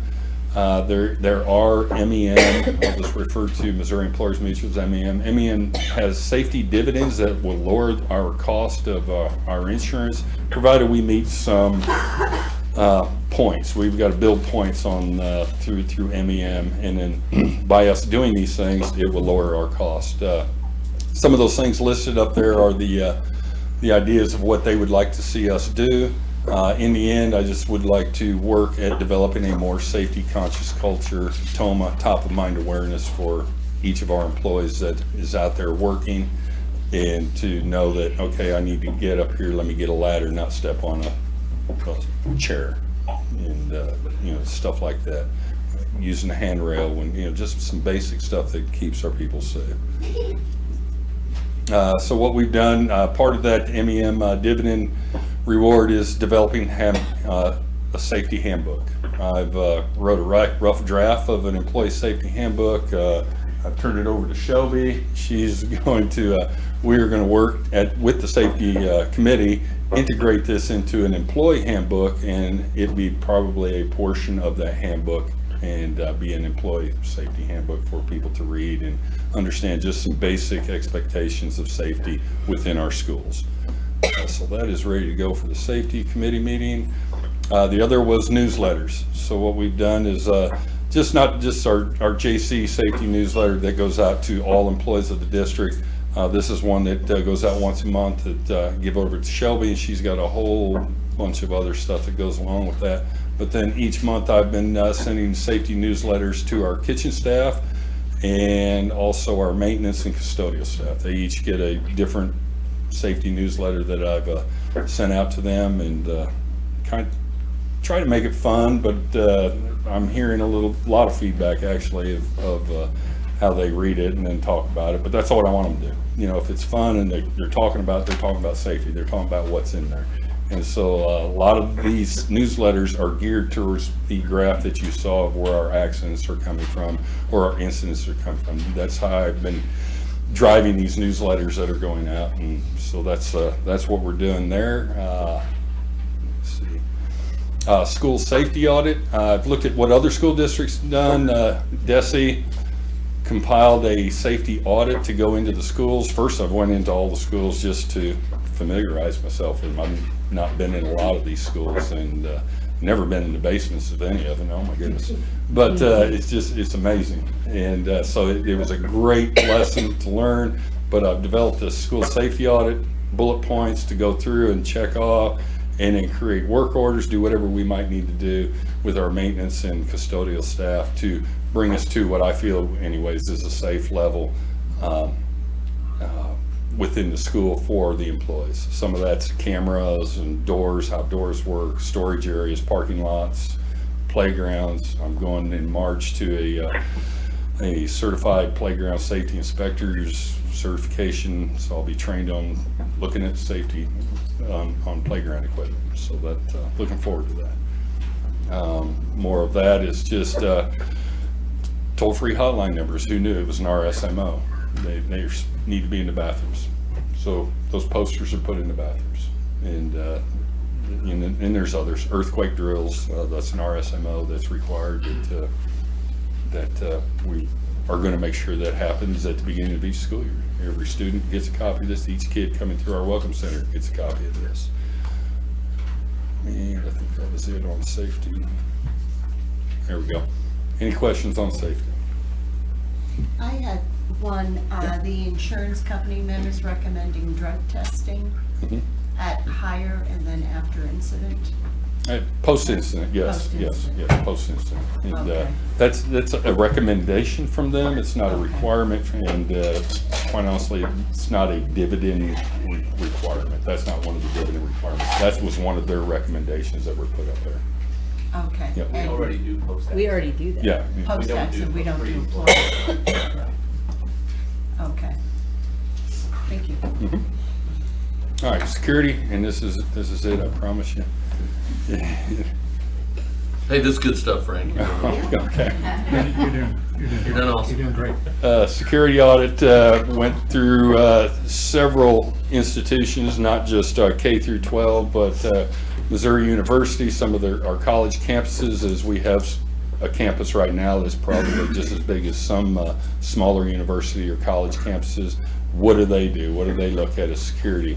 And then I've created, along with that safety audit, the security audit, and as far as questions that are in there, some of it has to do with bus load zones, visitor directional signage on our doors, door security, access control, visitor access process and procedures, and looking hard at that. Our alarm systems, after-hour visitation documentation, end-of-day security checks. Are we making sure our schools are empty before we walk out the building? Things like that. And then, no, one more, I'm sorry. And in our crisis emergency plans, my predecessor Kurt did a great job. He did a great job. I went through all his notes from beginning to end to see. You know, FEMA has a crisis emergency plan format, and I mean, they basically walk you through it. He follows every step along the way, created our crisis emergency plans, did a good job, got them put up and implemented. Now what we're doing is just updating them. Some of the information is obsolete, people have left, people come, so we've reprinted them. We've made some changes to some schools as far as their safe retreats, where they go, parent-student reunification sites that made more sense, a little bit closer to school, but not so close where, there could still be issues. And made those changes. Those are in the printer now, so those will be in the school hopefully by the end of February. And then over the summer, it'd just be a matter of tweaking any other changes that we do through our hiring process. Drills, fire drills, active shooter drills, classroom readiness for crisis situations, just done through interviews. And I'm not talking about interviewing the principal. I don't want to hear it from the principal. I want to hear it from the person that's going to be responsible for the 30 children in the class. Do you know what to do? Quick, this is happening. Tell me what you're going to do. That's not accessible. What are you going to do? And it may at first seem like I'm drilling, but I always try to precursor that a little bit by letting them look, I'm just wanting to make sure that you know what you're supposed to be doing in the event of a crisis. And so that's been real neat. It's secure to know, to me anyways, in my heart, it feels good that they do know what to do, that they're getting the right answers, and so clear direction of responsibility for crisis situation. That's where that comes. And then our active shooter training, and that's something that we've developed. We'll still be going through it through the summer, and then come this next year through Shelby as a process through Safe Schools, that this will be documented. They'll go through a e-learning class online, and it'll all be documented, showing every one of our employees, all the way from the superintendent down to our custodians. Will go through these active shooter scenarios in the schools as well as on the e-learning. And that's just some more of the security audit stuff. Let's go forward. And coming up, again, active shooter training, ongoing training in record keeping, integrated school-wide alert system. That's one thing that we're looking at. We have lockdown app that's on our phones. Not everybody has it on their phones. So we are investigating and looking at a more integrated school alert system that will cover all bases of anything tied into our web. If it's tied into our web, it'll go out. If it's your laptop, your Chromebook, your television, your e-board, your phone system, your computer, and one push of a button, everything goes up to anything tied into our internet. That's something we're looking at, and hopefully we can through cost control get a good system. Update crisis management plans, that's done, just waiting for them to be printed. Playground safety, student management series done. Building fire inspections, we've completed the last one today, and then to detailed drill down safety and security audits. Right now, it's just in a learning process of building that audit, redoing it, learning the schools, and now this next month I'll get out into schools, and this will be detailed, drilled down, and presented to the principal from what I see and what I'd like to see going forward. And I think that should be it. And that is it, transportation safety and security. Any questions? Questions for Frank?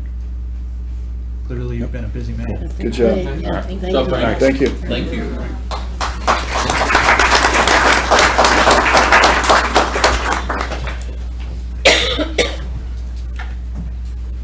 Thank you, sir. Bill.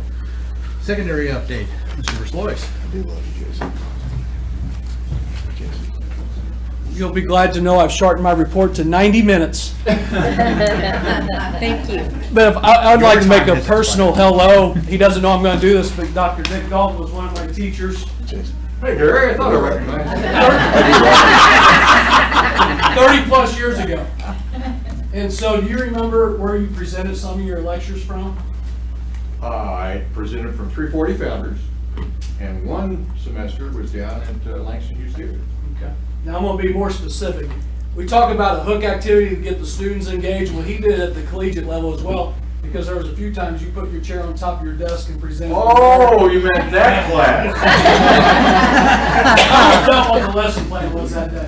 Well, I was driving a car. I was driving your car, Gary. And I was saying, where would you like for me to take you? And you would tell me a place to go, and I said, no. Because I was the chauffeur. Because so many students said, oh, sure, I do things I don't want to do. And I was trying to get a good point. Thank you for remembering that. I got a book out, by the way.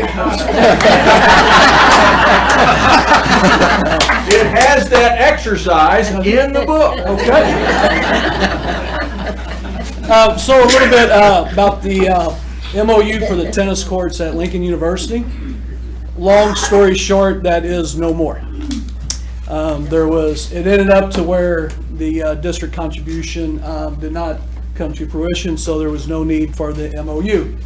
But in meeting with emailing with Sheila Gassner, we still have a relationship with Lincoln University, just like anyone else, as far as wanting to use the tennis court. So that's where we are. I don't have a lot of details other than that, but that's where we ended up.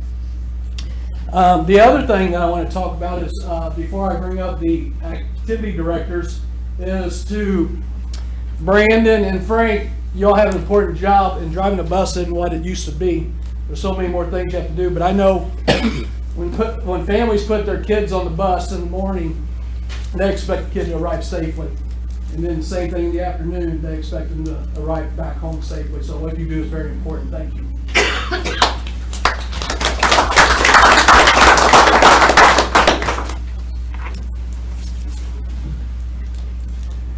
And so when Dr. Linthicum said, Gary, with your position, the head activities director is going to report to your position now, after I said thank you, then I realized all 5 in that department were brand new this year.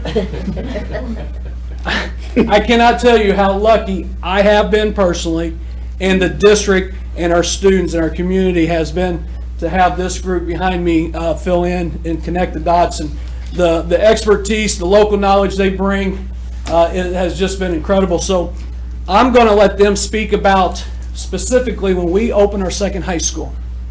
There's been a lot of questions about what that's going to look like, not only from an athletic standpoint, but from an activity standpoint, our music groups, our speech and debate.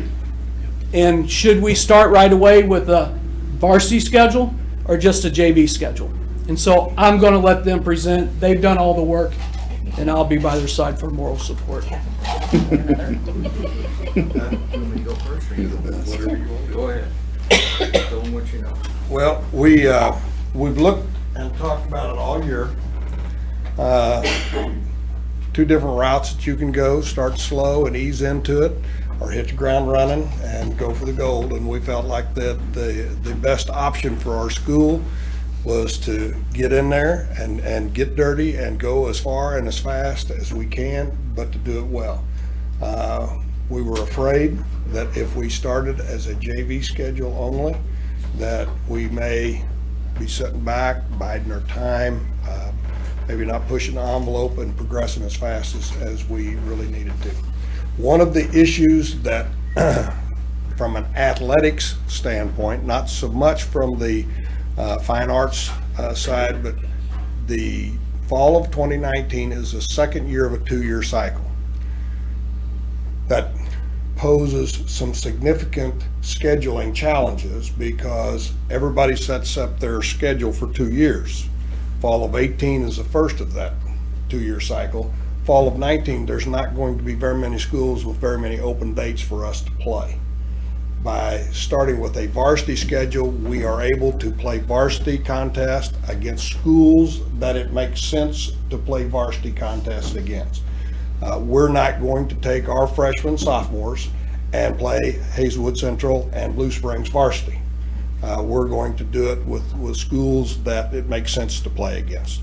But we can also take those same kids and play Columbia Hickman's JVs, Helias's JVs, and so forth. And we can mix and match because we can go back and forth and do things that make sense to do. And we feel like that we've got a lot better chance of getting a good schedule and being able to go forward, giving our kids opportunity to earn letters, to get all district recognition, to go to state tournaments, and those types of things. So our recommendation is to go forward from day one. Let's be the best that we can be in our activities as well as our athletics. Okay, just a couple of things to make sure that everyone is on the same page. When I talked to Dr. Arhan today at the High School Activities Association to make sure that everything we are doing is in accordance to their bylaws, which I should know since I worked there for a number of years. But just to make sure that nothing had changed. What we have to do is, to be eligible for postseason, you have to have played half the number of contests that are allowed in that sport. So like in a basketball, you'd need to play about 15 games or something like that. The second part of that is, when you register, you decide when you register if you want to be included in the postseason. It's just a matter of clicking a button. So look, if we are playing with our team, someone else's JV team, for us, it's a varsity game. It may be a JV game for them, but it's how it is on our schedule, okay, for us. So I hope that helps clarify how that would be to those looking at our scheduling. A couple of things, just so you know. The new school, even though it has freshmen and sophomores, they base your assignment on 3 classes being in that building, even if you just have 2, because if you think about football, those district assignments are in 2-year increments. So you may have just freshmen and sophomores the first year, but the second year they would assume that you would have juniors. So if our school had 500, we would really be considered a school that had 750, even though we only have 500. So just keep that in mind. One of the things that our board and our administrative team will need to do is get with someone from the High School Activities Association to make sure that we have transfer rules in our district set up that we have to follow. Because we know there are going to be some issues with families that have one student that will go to the new school and one that goes to the old school based on the age they are. So we're going to have to have a plan. We can't just, when a situation occurs, say, okay, we want an exception to this. The High School Activity Association doesn't work that way. So we have to think out in front of this and have a plan for how we're going to deal with all of those issues. Anything that comes up in your mind as far as like the activities, orchestra, speech and debate, no issue there. You just sign up, and if you enter the district tournament, if you make it, you make it. So there are no classifications in that case. At the end of the day, you know, we always say we make decisions on what's best for our students, and to give those students who start in the second high school the same chance as everyone else, from activities to athletics, I think is very important to keep the momentum going that we have. And the students feel like, well, I don't have the same chances as the kids over at the current high school. So at the end of, and I think in processing this, I haven't thought of any negatives in approaching it this way. I asked the activities department to come share with you to kind of have your blessing in moving forward in this direction that's been presented to you.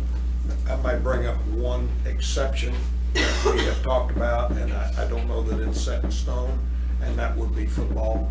Because of the chance of injury, somebody being overmatched in the contest, you know, whenever I'm running in my lane, thank God nobody has to watch that, but if I'm running in my lane in track, I don't care how big or ugly the guy next to me is, he can't get in my lane, so it's not an issue. But when I play football and cross from him for 100 snaps in a ball game, there is a significant chance of injury if there is a mismatch. Probably the football program would be a JV program for the first year. Other programs would immediately start with varsity. And I might just share, I appreciate you guys and the time you've done on this, because I think I had publicly had said last year that we anticipated junior varsity schedule that first year with freshmen and sophomores, then transition to a varsity.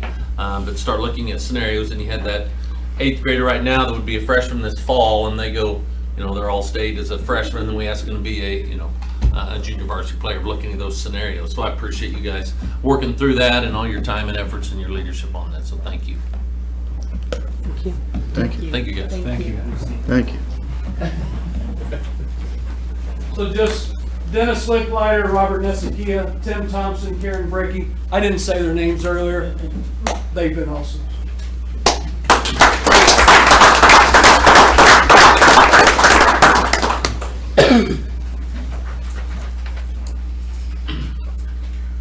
Okay, mentoring update, Ms. Amy Berenson. Everybody. Wow, so let's think. At the beginning of the school year, we brought to you what we thought was our best idea. We talk about, like Gary mentioned, doing what's best for kids.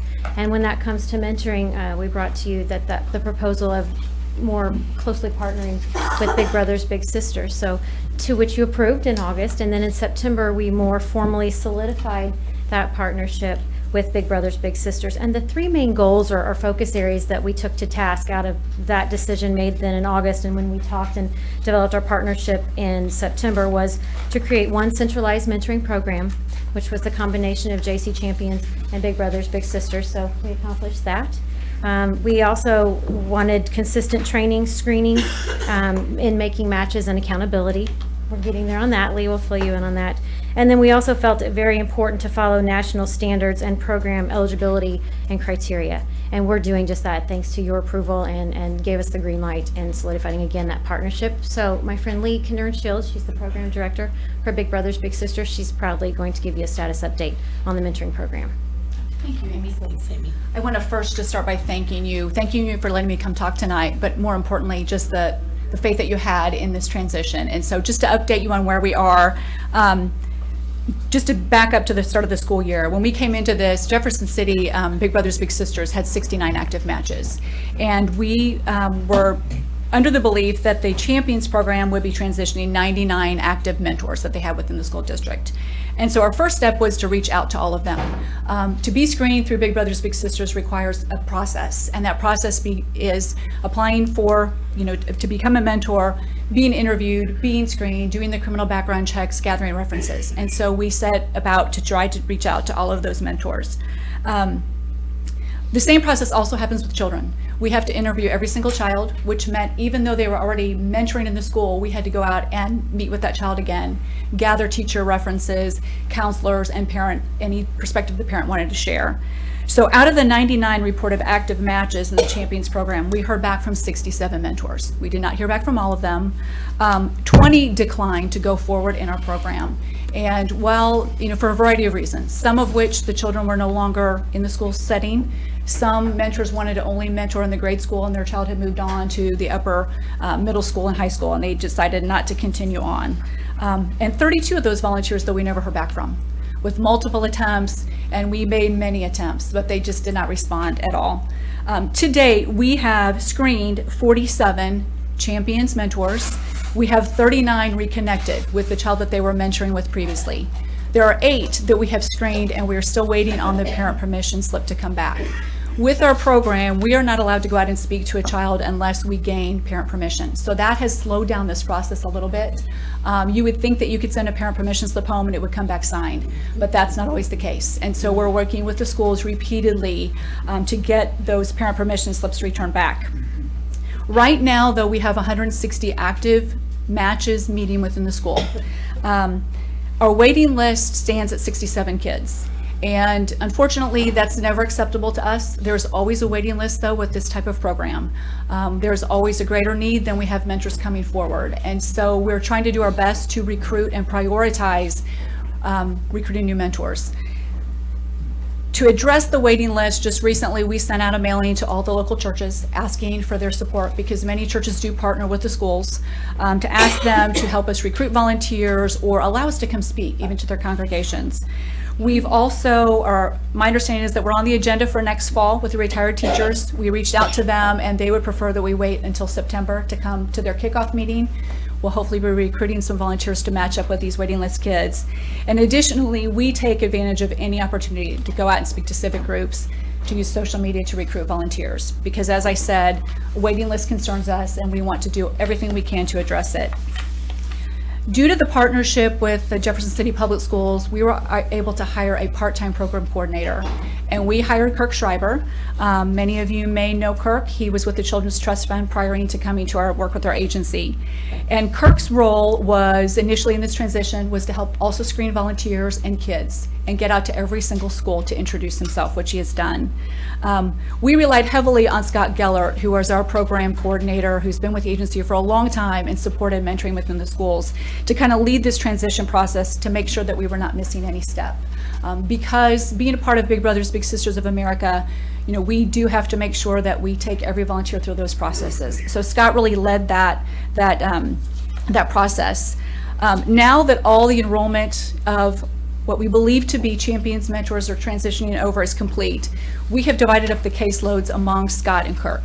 And Kirk is responsible for all the elementary schools minus East. Scott will be supporting all the matches in the secondary programs as in addition to East. And the reason we just gave East to Scott was because we were trying to make an equal caseload for each child. And some of the middle school and high school, Scott makes more visits there. He works full time. It just seemed to be the right fit. Kirk's role, though, now is to provide supervision to the matches that meet. And our program does go out and meets with the volunteer, with the child, with the teacher, to gather information, the school counselors if there's issues. And so Kirk will be supporting all of those matches in the elementary schools, minus East, as well as enrolling new matches as they come along. In addition to seeing a child at school, and this is where I think Big Brothers Big Sisters can offer more support to volunteers and involvement for the mentor. While school-based matches typically meet at school, we also invite our school-based matches to attend our quarterly activities. We do an annual hayride, ice skating event, picnic, but it's a chance for those school-based mentors to get together with their child outside of the school setting. And so that's something that has been really well received, I think, from our current mentors and the new mentors transitioning over. Additionally, we believe, and we talked about this tonight, how important child safety is. And so we do individual training when we bring a volunteer in, but we additionally, we've been doing this bi-monthly now, providing different topics for volunteers to come listen to learn more about. We had a presentation on drug and alcohol use among teens, how to talk to kids about drug and alcohol use. We also did one on homelessness. We brought in a school counselor just last month from the high school that talked about just issues affecting, if you're mentoring a child at the high school, here's some things that they may be experiencing, and social media. We do have 2 more coming up before the end of the school year. One will be a training on how to identify and spot child sexual abuse, as well as how trauma affects kids. So we want our mentors, obviously, to feel that they're doing something so beneficial, but we want them to know that we're a partner with them, that we are there to be able to support and help them navigate any challenges that they might have in a match. And that's one thing I think that Big Brothers Big Sisters takes a lot of pride in. You're not just matched and on your own with your mentee or your little, as we call them, but there's additional support that we provide.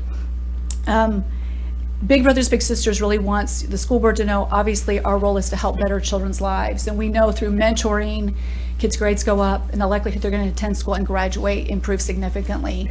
I was actually matched with a little, it's been 15 years ago, but the girl that I mentored back when she was in 2nd grade, no one in her family had ever graduated from high school.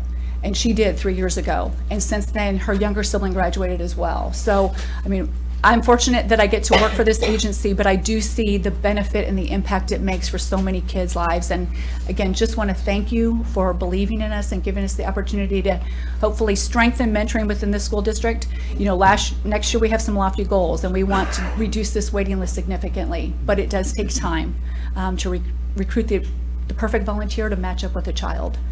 So I'm happy to answer any questions you might have. Questions for Lee? Stephanie? I just want to thank you for everything y'all are doing. Thank you, Lord. It does make a difference. We really do appreciate it. Our kids are our future, so. Right. Great job. You and I have known each other for a long time. Right. and I'm very familiar with the quality that Big Brothers Big Sisters brings, and so I'm very, very happy to have you guys on board. Very proud of this Thank you. partnership. We really do appreciate it. Thank you. Thank you. Thank you.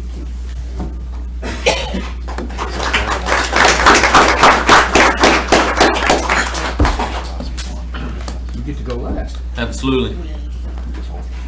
Would like to just give an update for my report. We're talking about becoming a premier school district and raising the bar in everything we're doing. they were talking about athletics earlier and scheduling, and if any of us participate in sports, we know the importance of fundamentals.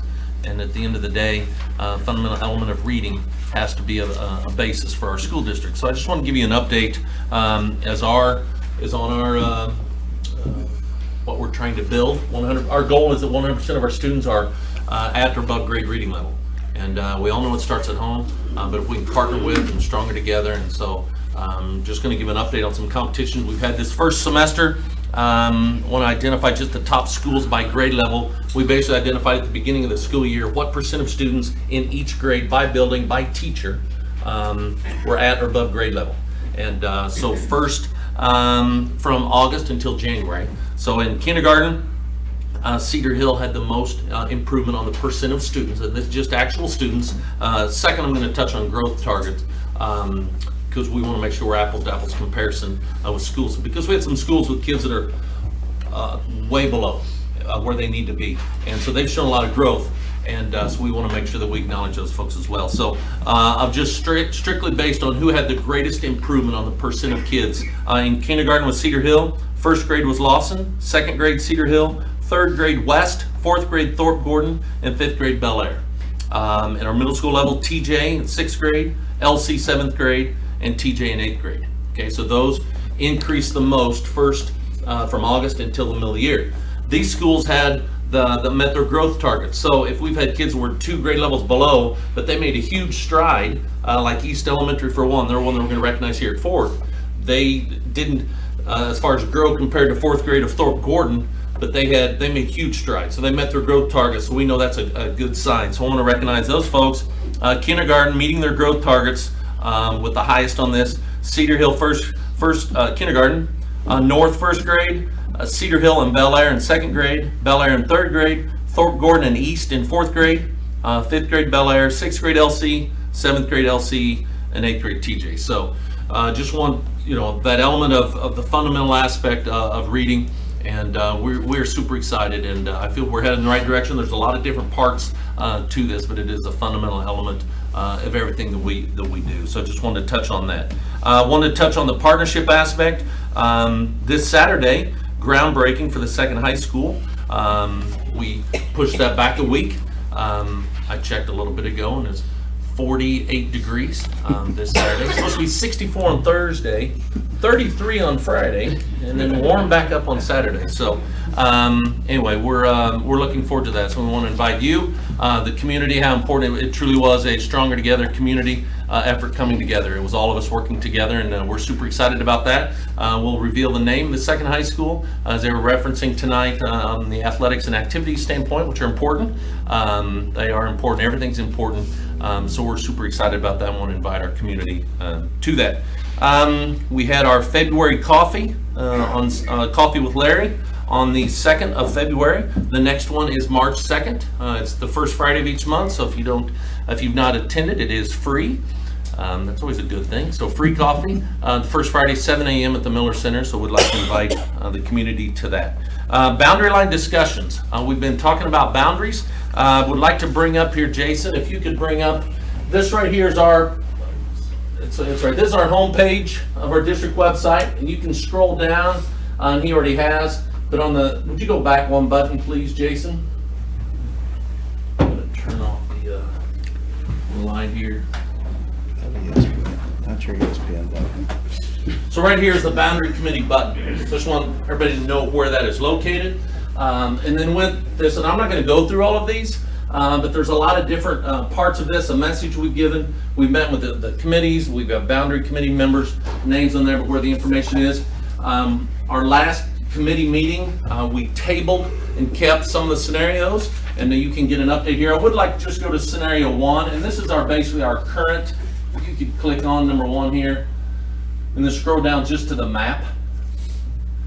This here that Frank referenced earlier on our district-wide map, the location. So basically we have in the blue, that is Lewis and Clark boundary lines, and the boundary lines here in the pink for Thomas Jefferson. So we've talked about at the beginning was the importance of having the similar enrollment numbers. So we talked about before competing against each other in athletics, let's say, for example. But the poverty, making sure the free reduced, so very similar, which is held true for Lewis and Clark and Thomas Jefferson. So that will remain true. Some other things that our community has said in our meetings when we talk with folks of the importance of trying to not disrupt the fewest amount of kids that have been going to a certain school, and then we might change them. So that is a goal of it. Another goal is try not to split any of our elementary schools. We right now split Thorpe Gordon right here. So this right here, this part of Thorpe goes to TJ. This part of Thorpe Gordon down here goes to Lewis and Clark. So if possible, a goal of the process is to not split our elementary school as an important part of that. And then the last one being just would try as a goal, whether we can do it or not, is the location of the second high school to be located in the boundary lines for where those students attend. So for example, right in here off of 179 right there where Jason is referencing is the location, as you can see, that is here within Lewis and Clark boundary lines. It's in Cedar Hill, which feeds Lewis and Clark. So as we look at that, one of the goals to try to, if possible, of looking at that, to have where it's located, we want community schools, we want neighborhood schools, we want folks to get involved to where that school is located to be a part of that. So that was one part of that. I won't go through all the scenarios. You guys can do that on your own time. I just wanted folks to be able to see where that's at. Do you guys as a board have any questions on this process? The next step, we have scheduled parent meetings I met with Lawson parents. We're meeting with South, Thorpe Gordon, and Cedar Hill in the next 2 to 3 weeks. And then once that is complete, we'll reconvene again with the boundary committee. And hopefully from that, and you can read this, the process, but once the committee is comfortable with, let's say, 3 scenarios, then we will have community town hall meetings, one at Lewis and Clark, one at Thomas Jefferson, to give folks an opportunity to come and share their views and thoughts and be a part of the process. We'll talk again about it at our coffees. And then from that, at board meetings, we will have a first reading, just like we do on calendar. We'll have a second reading, recommendation from there. So our patrons will have an opportunity to come address the board through that process, as we do with our, when we do our calendar and so forth, the same process with that. So just want to give you an update on that. Any questions on the boundaries? Okay. Thank you. Wanted to touch on next here. I'm going to touch here later. It is an agenda item on our diversity update, so I will save that.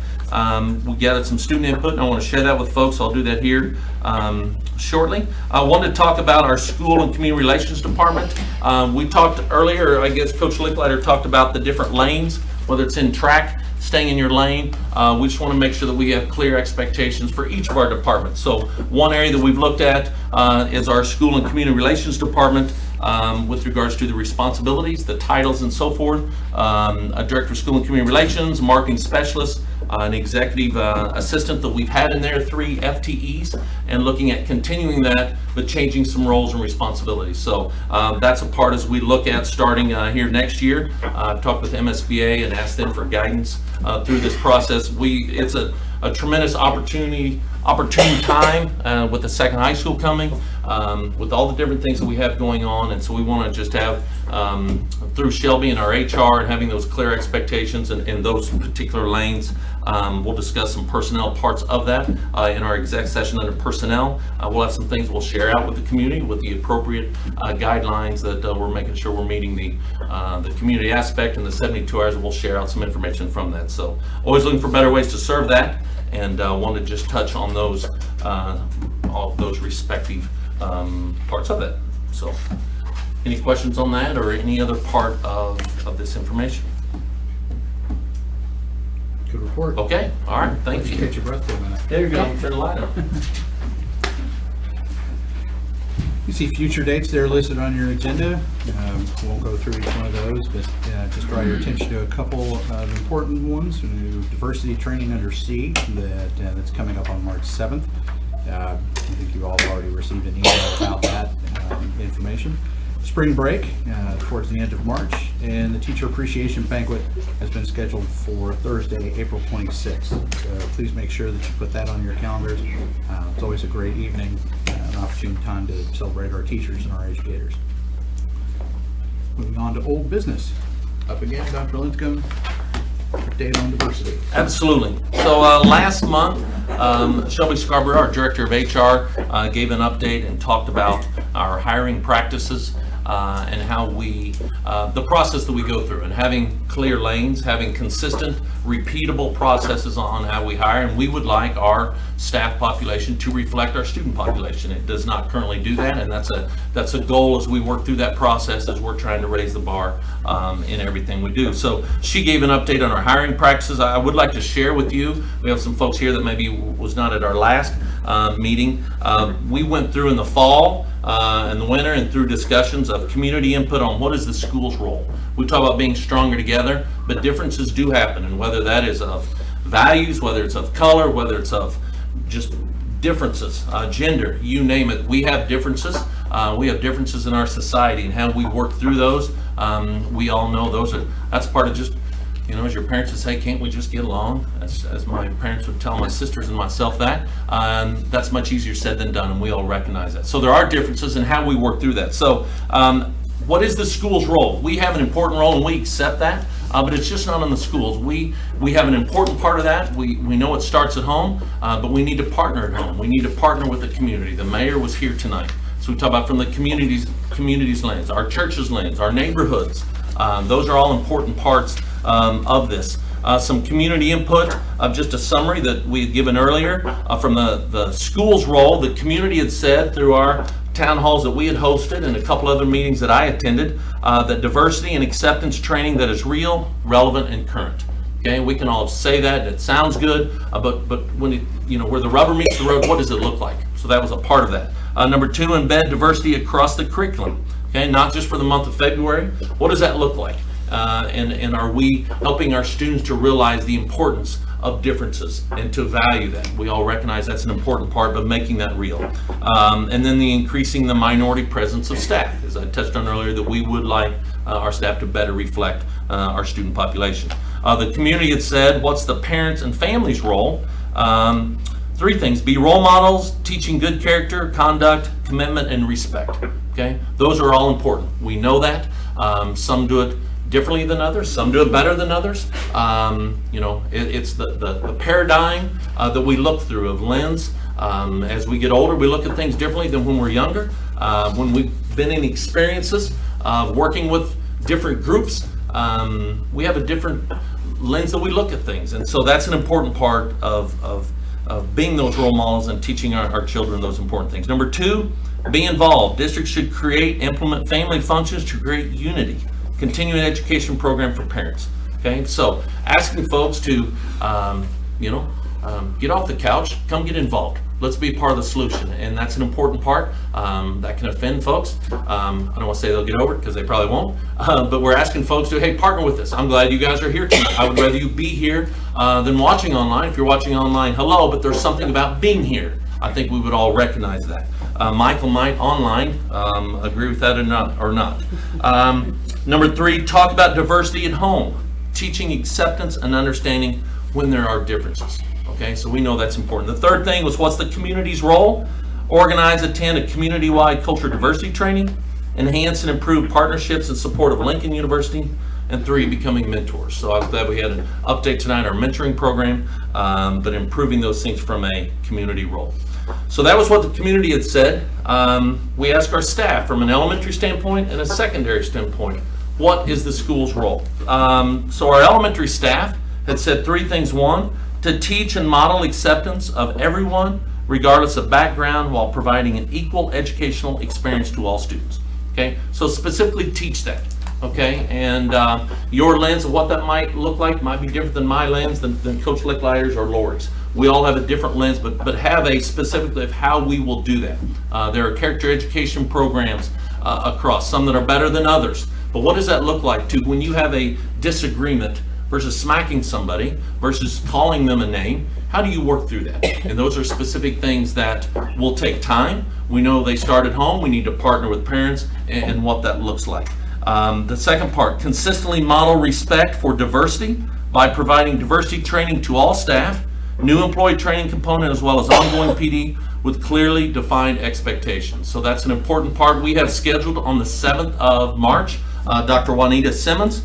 She is currently the Vice President of Diversity, Equity, and Inclusion at Northwest Missouri State. She was a professor at Mizzou when I went through the doctorate program 6 years ago, and I met her there. And we're excited and looking forward to her coming and training our administrators there on March 7th of what that looks like. The third thing, to provide, this is elementary, to provide educational opportunities and curriculum by which students are exposed to different cultures. Okay, so having that a part of that as we look at our curriculum. I know we've had discussions. I know Dr. Schindorf has talked about looking at our curriculum and does it from a white male perspective.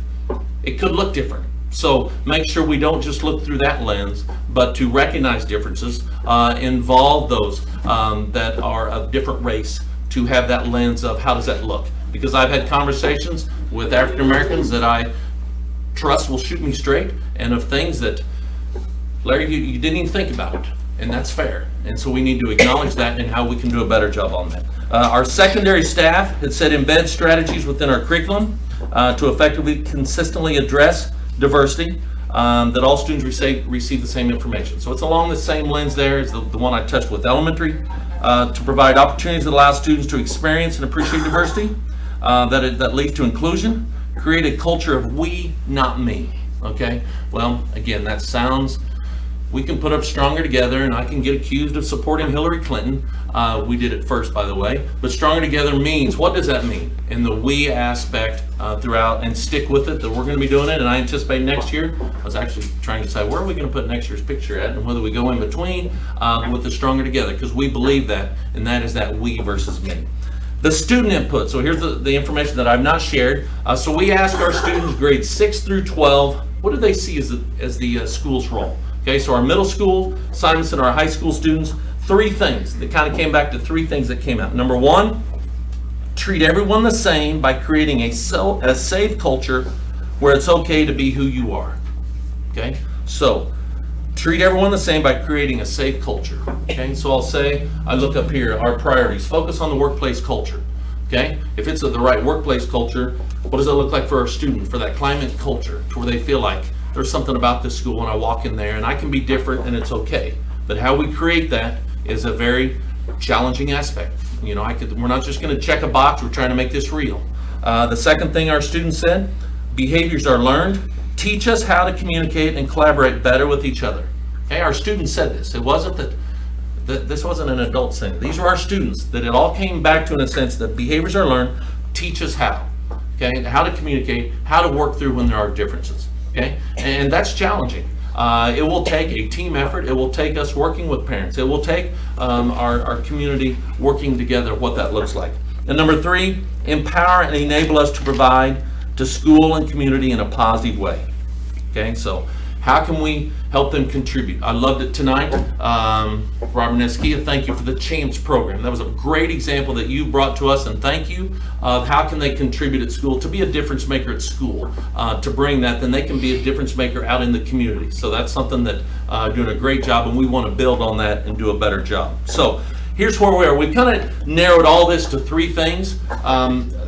If I'm being honest here, the conversations with Dr. Simmons, who's coming on the 7th of March, she thinks she can bring a lens to help us to do it with fidelity, to help us do it right, to help us something that we can have some ways to monitor progress. Instead of just telling you guys this and then check a box, but some things that we can do. So here's the 3 things that we have, but to be able to carry this out, it's still a work in progress. I'll give an update next month. Because at our March 7th meeting, she has some ideas of how we can carry this to the next level. So from all this, we've kind of said our 3 things. Our hiring practices that I touched on earlier, our staff, PD, the development of our staff, new staff and current staff. And then third, our multicultural advisory committee that had been in place that went away in 2009, and bring that back.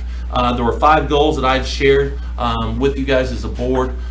Look at those as a starting spot. Some of you in the room were involved with that. You could say, well, it was a flop. Some say it was so-so. Some say it was really good. We all have a different lens, but look at what do we really want to do with it. Try to keep it at 3 goals if we can. The old saying, if there's more than 3 priorities, there's no priorities. So what would those 3 priorities be as we try to narrow that down? So we are really looking forward on the 7th of March with Dr. Juanita Simmons and what she can bring. Share this information that we have, share with her our plans, ask her from her lens, how can we shift a paradigm view to measurable outcomes to be effective, to be stronger together. Because it's not just diversity, there's a lot of differences, but how can we do that? To become a premier school district, we're going to have to do that. And I firmly believe that in my heart. So I'm excited about that and look forward to meeting with her, and I can give you guys an update at our next meeting. So do you guys have some questions for me on that? Larry, this is Michael. Yes, sir. How will you champion this effort? Who will oversee it? Because in order to make sure that something is being looked at on point, you have someone that will champion that initiative.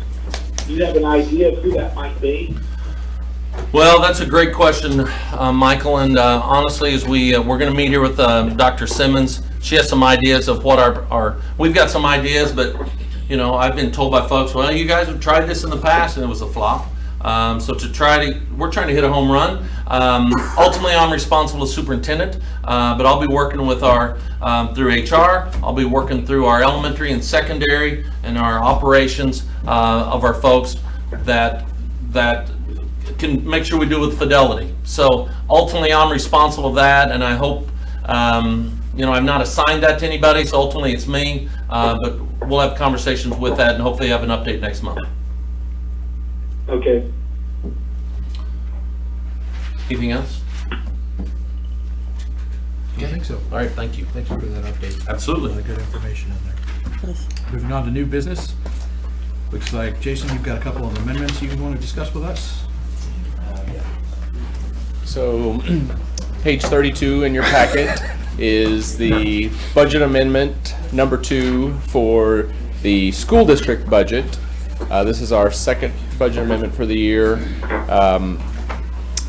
We amend the budget this time of year for 2 reasons. One, it's February now. We know a lot more about the budget than we knew in June when we wrote the budget, so it's always great to be up to date with all the best information that we have. But also, it is the most important thing to do for creating next year's budget. Now, I'll go through that next month when we do a preliminary budget. So the first step. Thank you. Michael, can you put your phone on mute? That kind of kills some static. Thanks. So the first thing you do in creating next year's budget is to get this year's budget as accurate as possible. So next month we'll be presenting a preliminary budget for next year because next year's when we hire teachers for next year, so we need to make sure we can afford that. So going forward. So page 32 shows the original budget summary that was in the budget back in June. Page 33 shows the amendments that are being proposed. The total of the revenues is a reduction of 200. I can't even see that.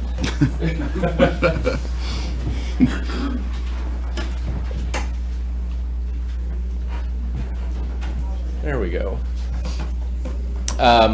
So we got more E-rate funding than we were expected, so we had a positive there. The way the foundation formula works, they recalculate the formula every month, and they actually recalculate last year's formula all the way through June of this year. And so you get paid on your current year's ADA or your second priors.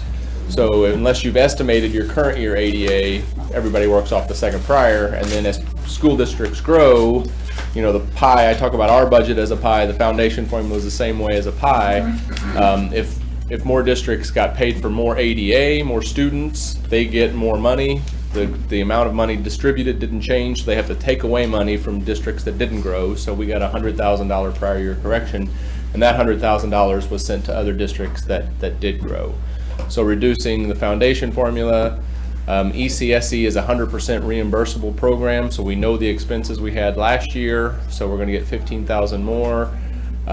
Current and delinquent taxes, Cap Region and their new expansion had a lot of new personal property.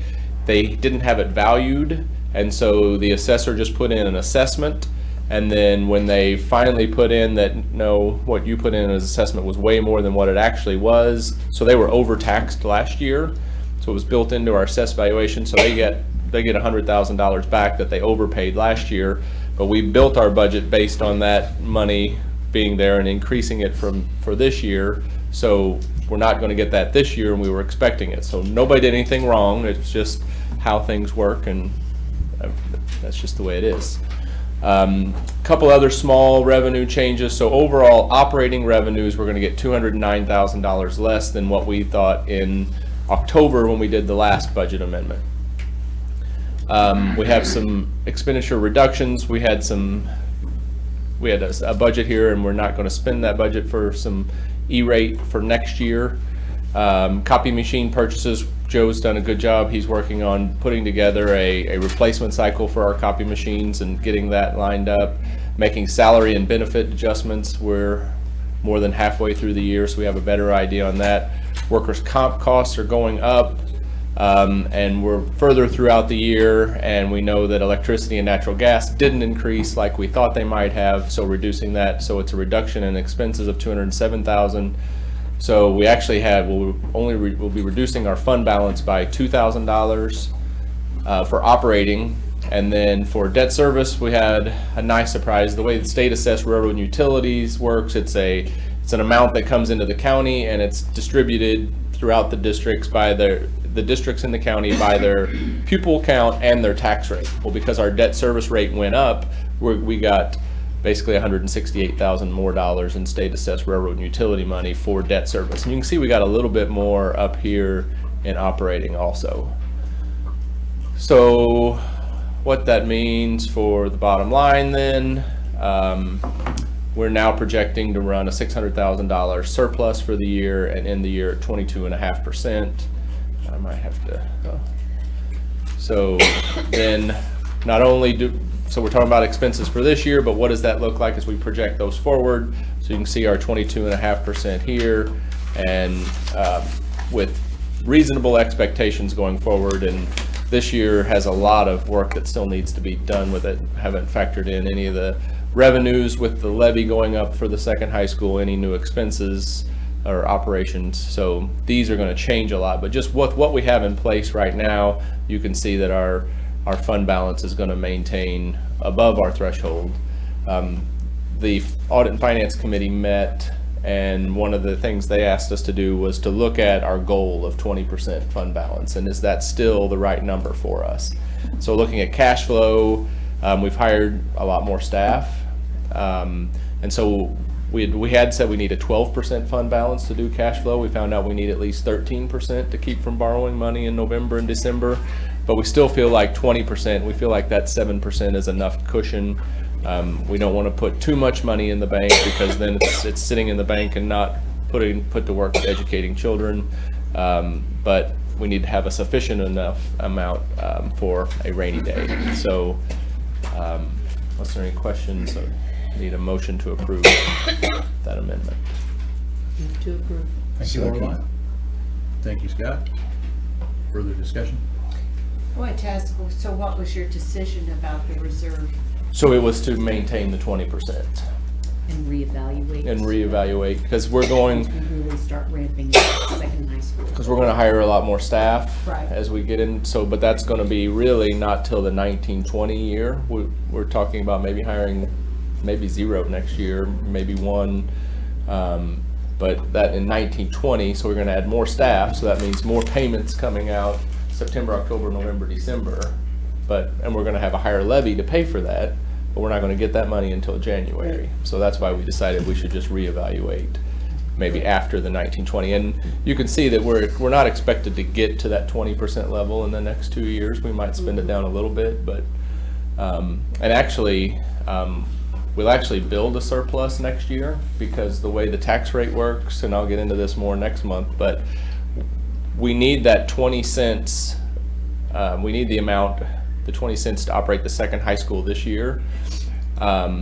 But if you do a voluntary rollback in a non-reassessment year, you have to do the same voluntary rollback in a reassessment year. So if we don't levy any of that money in 18-19, we can't get any of it in 19-20 either. So I think my thought is we do 10 cents and 10 cents. So we'll build up the fund balance a lot in 18-19 to spend back down in 19-20. And then the final 10 cents will go on in 2020-21. You've mentioned that before. Right.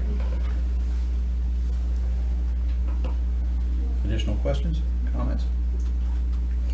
Very good. We have a motion on the table. All in favor, say aye. Aye. Any opposed, say nay. Very good. Okay. The next item is amendment number 2 of the guaranteed maximum price with Nabholz. So completely different amendment number 2s.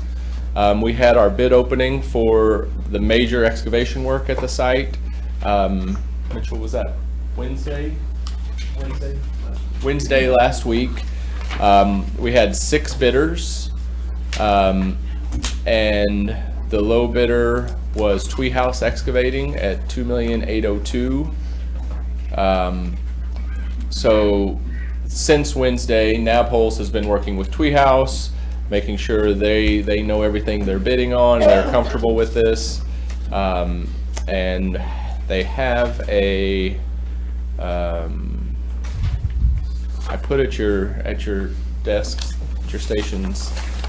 So we have the GMP number 2, and I apologize that the tight turnaround, but we have such an aggressive construction schedule that we're probably going to have these really tight turnarounds. And they've talked with Twee House. They know. I was sitting in here. He said, "Are you comfortable with the schedule?" And they were like, "No, nobody's comfortable with the schedule, but we can meet it." So. So they're ready. They're ready to get equipment moving. They may already have equipment on site. Mitchell, do you know, did they move on yet? We have to wait. Gotcha. So if you look at the last page of the handout that you have, is just the breakdown of the full GMP. So you see the $2,802,000. We're in discussions with them as part of our OSIP.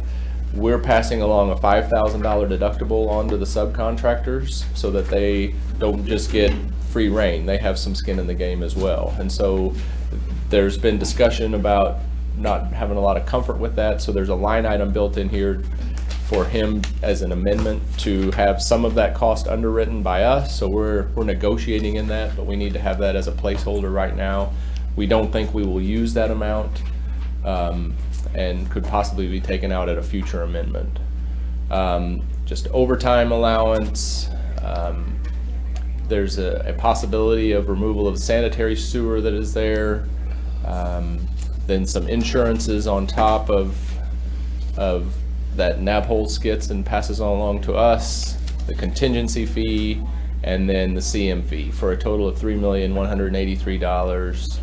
$3,183,753. And so you add that on to the GMP number 1, that brings our total guaranteed maximum price to date at $6,345,000. And so this isn't the full excavation package, but it's the majority of it, and it was under budget. It came in under where we expected it to be. So we're really pleased that the bids came in under budget. It came in with an excellent local contractor. So really happy with how this first big bid package is coming in. What do you need, approval to? Approval for GMP amendment number 2. Move to approve GMP. Thank you, Lorelei. A second. Thank you, Lori. Additional discussion, questions? I'm thrilled that it's Twee House. Me too. Here. Way to go. It's local. Yes, exactly. Very proud of that. Right out of the gate. When are they supposed to be done with their part? This first package? Yeah. It's in there. First one will be around August 15th, I think. Last thing's gonna be the most critical. It'll finish in May. We'll have concrete kind of overlap. But Mitchell promised us that he would have that deadline met though. We'll at least get it up and the rest of the side going. Oh, okay. So it's not a good enough answer. Have you out there with a shovel? Yeah. So Mitchell is our on-site guy for the second high school, right? Yes. And so he's here in case anyone has any questions about Nabholz and this process. Doesn't look like it. Okay. Very good. All in favor, say aye. Aye. Any opposed, say nay. Very good. Thank you, Jason. Thank you, Jason. Thanks, Jason. Mr. Weber, good to see you again. Good evening, good evening, good seeing all of you. I think on page 36 is a contract that we're asking for approval for our lawn care services. Bias Lawn Care and Landscaping was the lowest and best bidder for the project. It's a one-year contract. It could have 3 renewals. Bias has been the successful bidder for the past 8 years, two cycles, and actually the price bid is lower per mowing than it was 8 years ago. So it's a good value. So I'm recommending that you all approve the contract for 1 year, and then could be 3 options to renew in the contract. Move to approve Bias Lawn Care for our lawn care needs. Thank you, Lorelei. I'll second. Thank you, Scott. Further discussion? Well, I wanted to thank Bob for including all the supplementary information. I appreciate that. I did have one question. There's a strip of land between North School and MoDOT and Highway 54 that always looks terrible. Is there any way we can get MoDOT or whoever owns that hilly strip to? On the right of way there? Yeah. That is MoDOT. I can talk to him. Okay, because, you know, I Yeah. think our buildings all look very nice. They all have that curb appeal that Larry's talked about. Yeah, I'll talk to him. That's, yeah. it does look bad, you know, you can, you know, it'd be nice to have Yeah, 'cause the front looks so good. a good view from the highway, yeah. Okay. Additional questions? Very good. All in favor, say aye. Aye. Any opposed, say nay. Thank you. Thank you. Bob. Bob, was that a little thank you? Thank you very much. Thank you very much.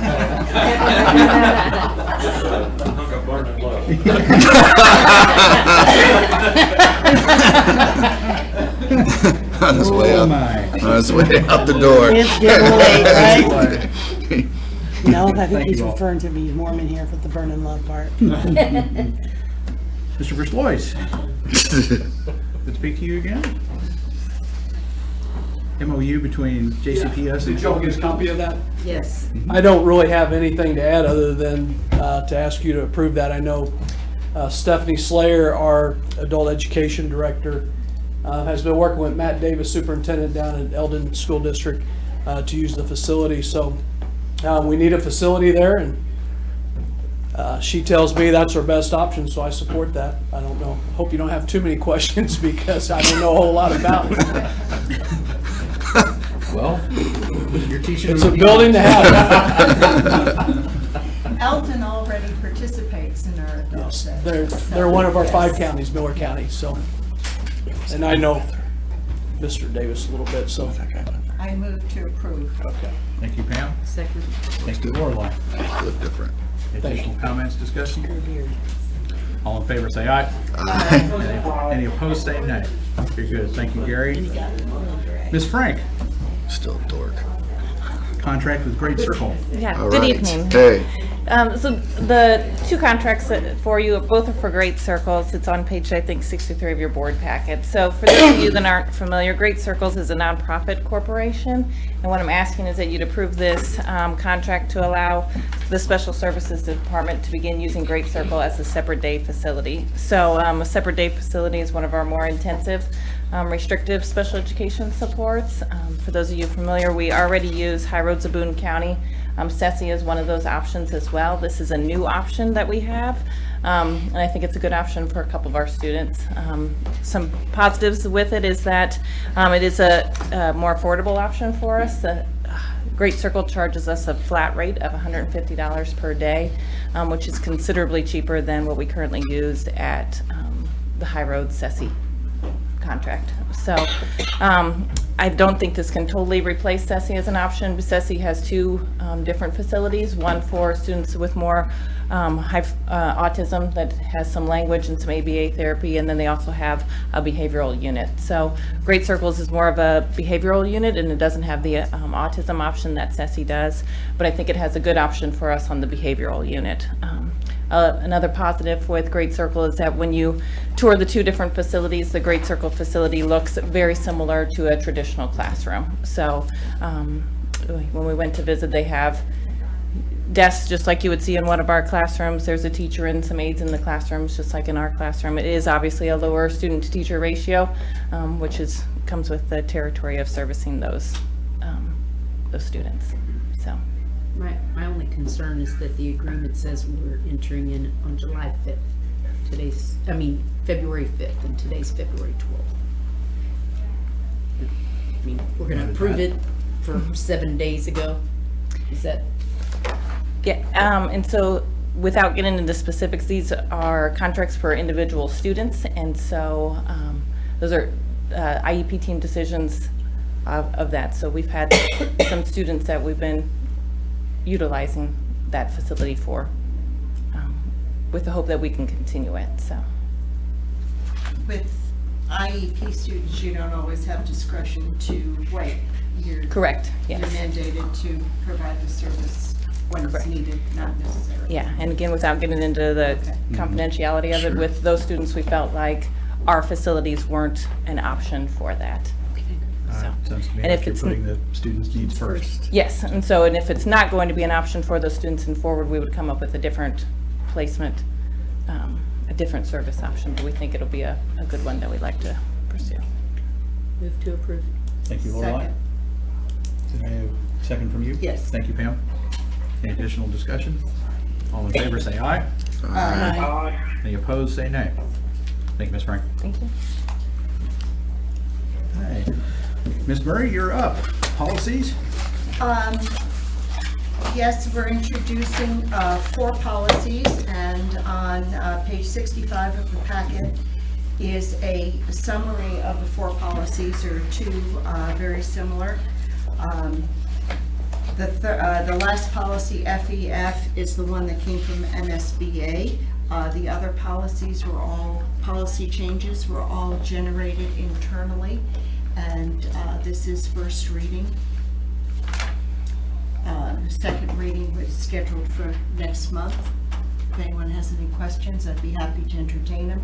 The specific changes, as you scroll through the policies, are marked in the margin where there are changes.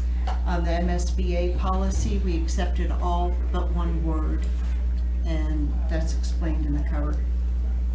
If anyone has any questions? Thank you. Good. Last item of business is for a motion to enter into closed session. I think that falls on someone other than Lorelei, who's done it the last 2 or 3 times. Lori. Pam's gonna go ahead, Pam. Oh, Lori can do it, I don't want to. No, you go ahead. Okay. Motion to suspend open to enter into the closed meeting by roll call vote pursuant to Chapter 610.021 of the Revised Statutes of Missouri, Sections 1, Legal Actions, Causes of Litigation Involving a Public Governmental Body, and any confidential or privileged communications, and 13, Individually Identifiable Personnel Records, and 14, records which are protected from disclosure by law. Second. Thank you. Roll call vote. Pam Murray. Yes. Lorelei Schwartz. Yes. Steve Bruce. Yes. Lori Massman. Yes. Scott Hovis. Yes. Very good. Thank you, folks. We'll take a 10-minute recess.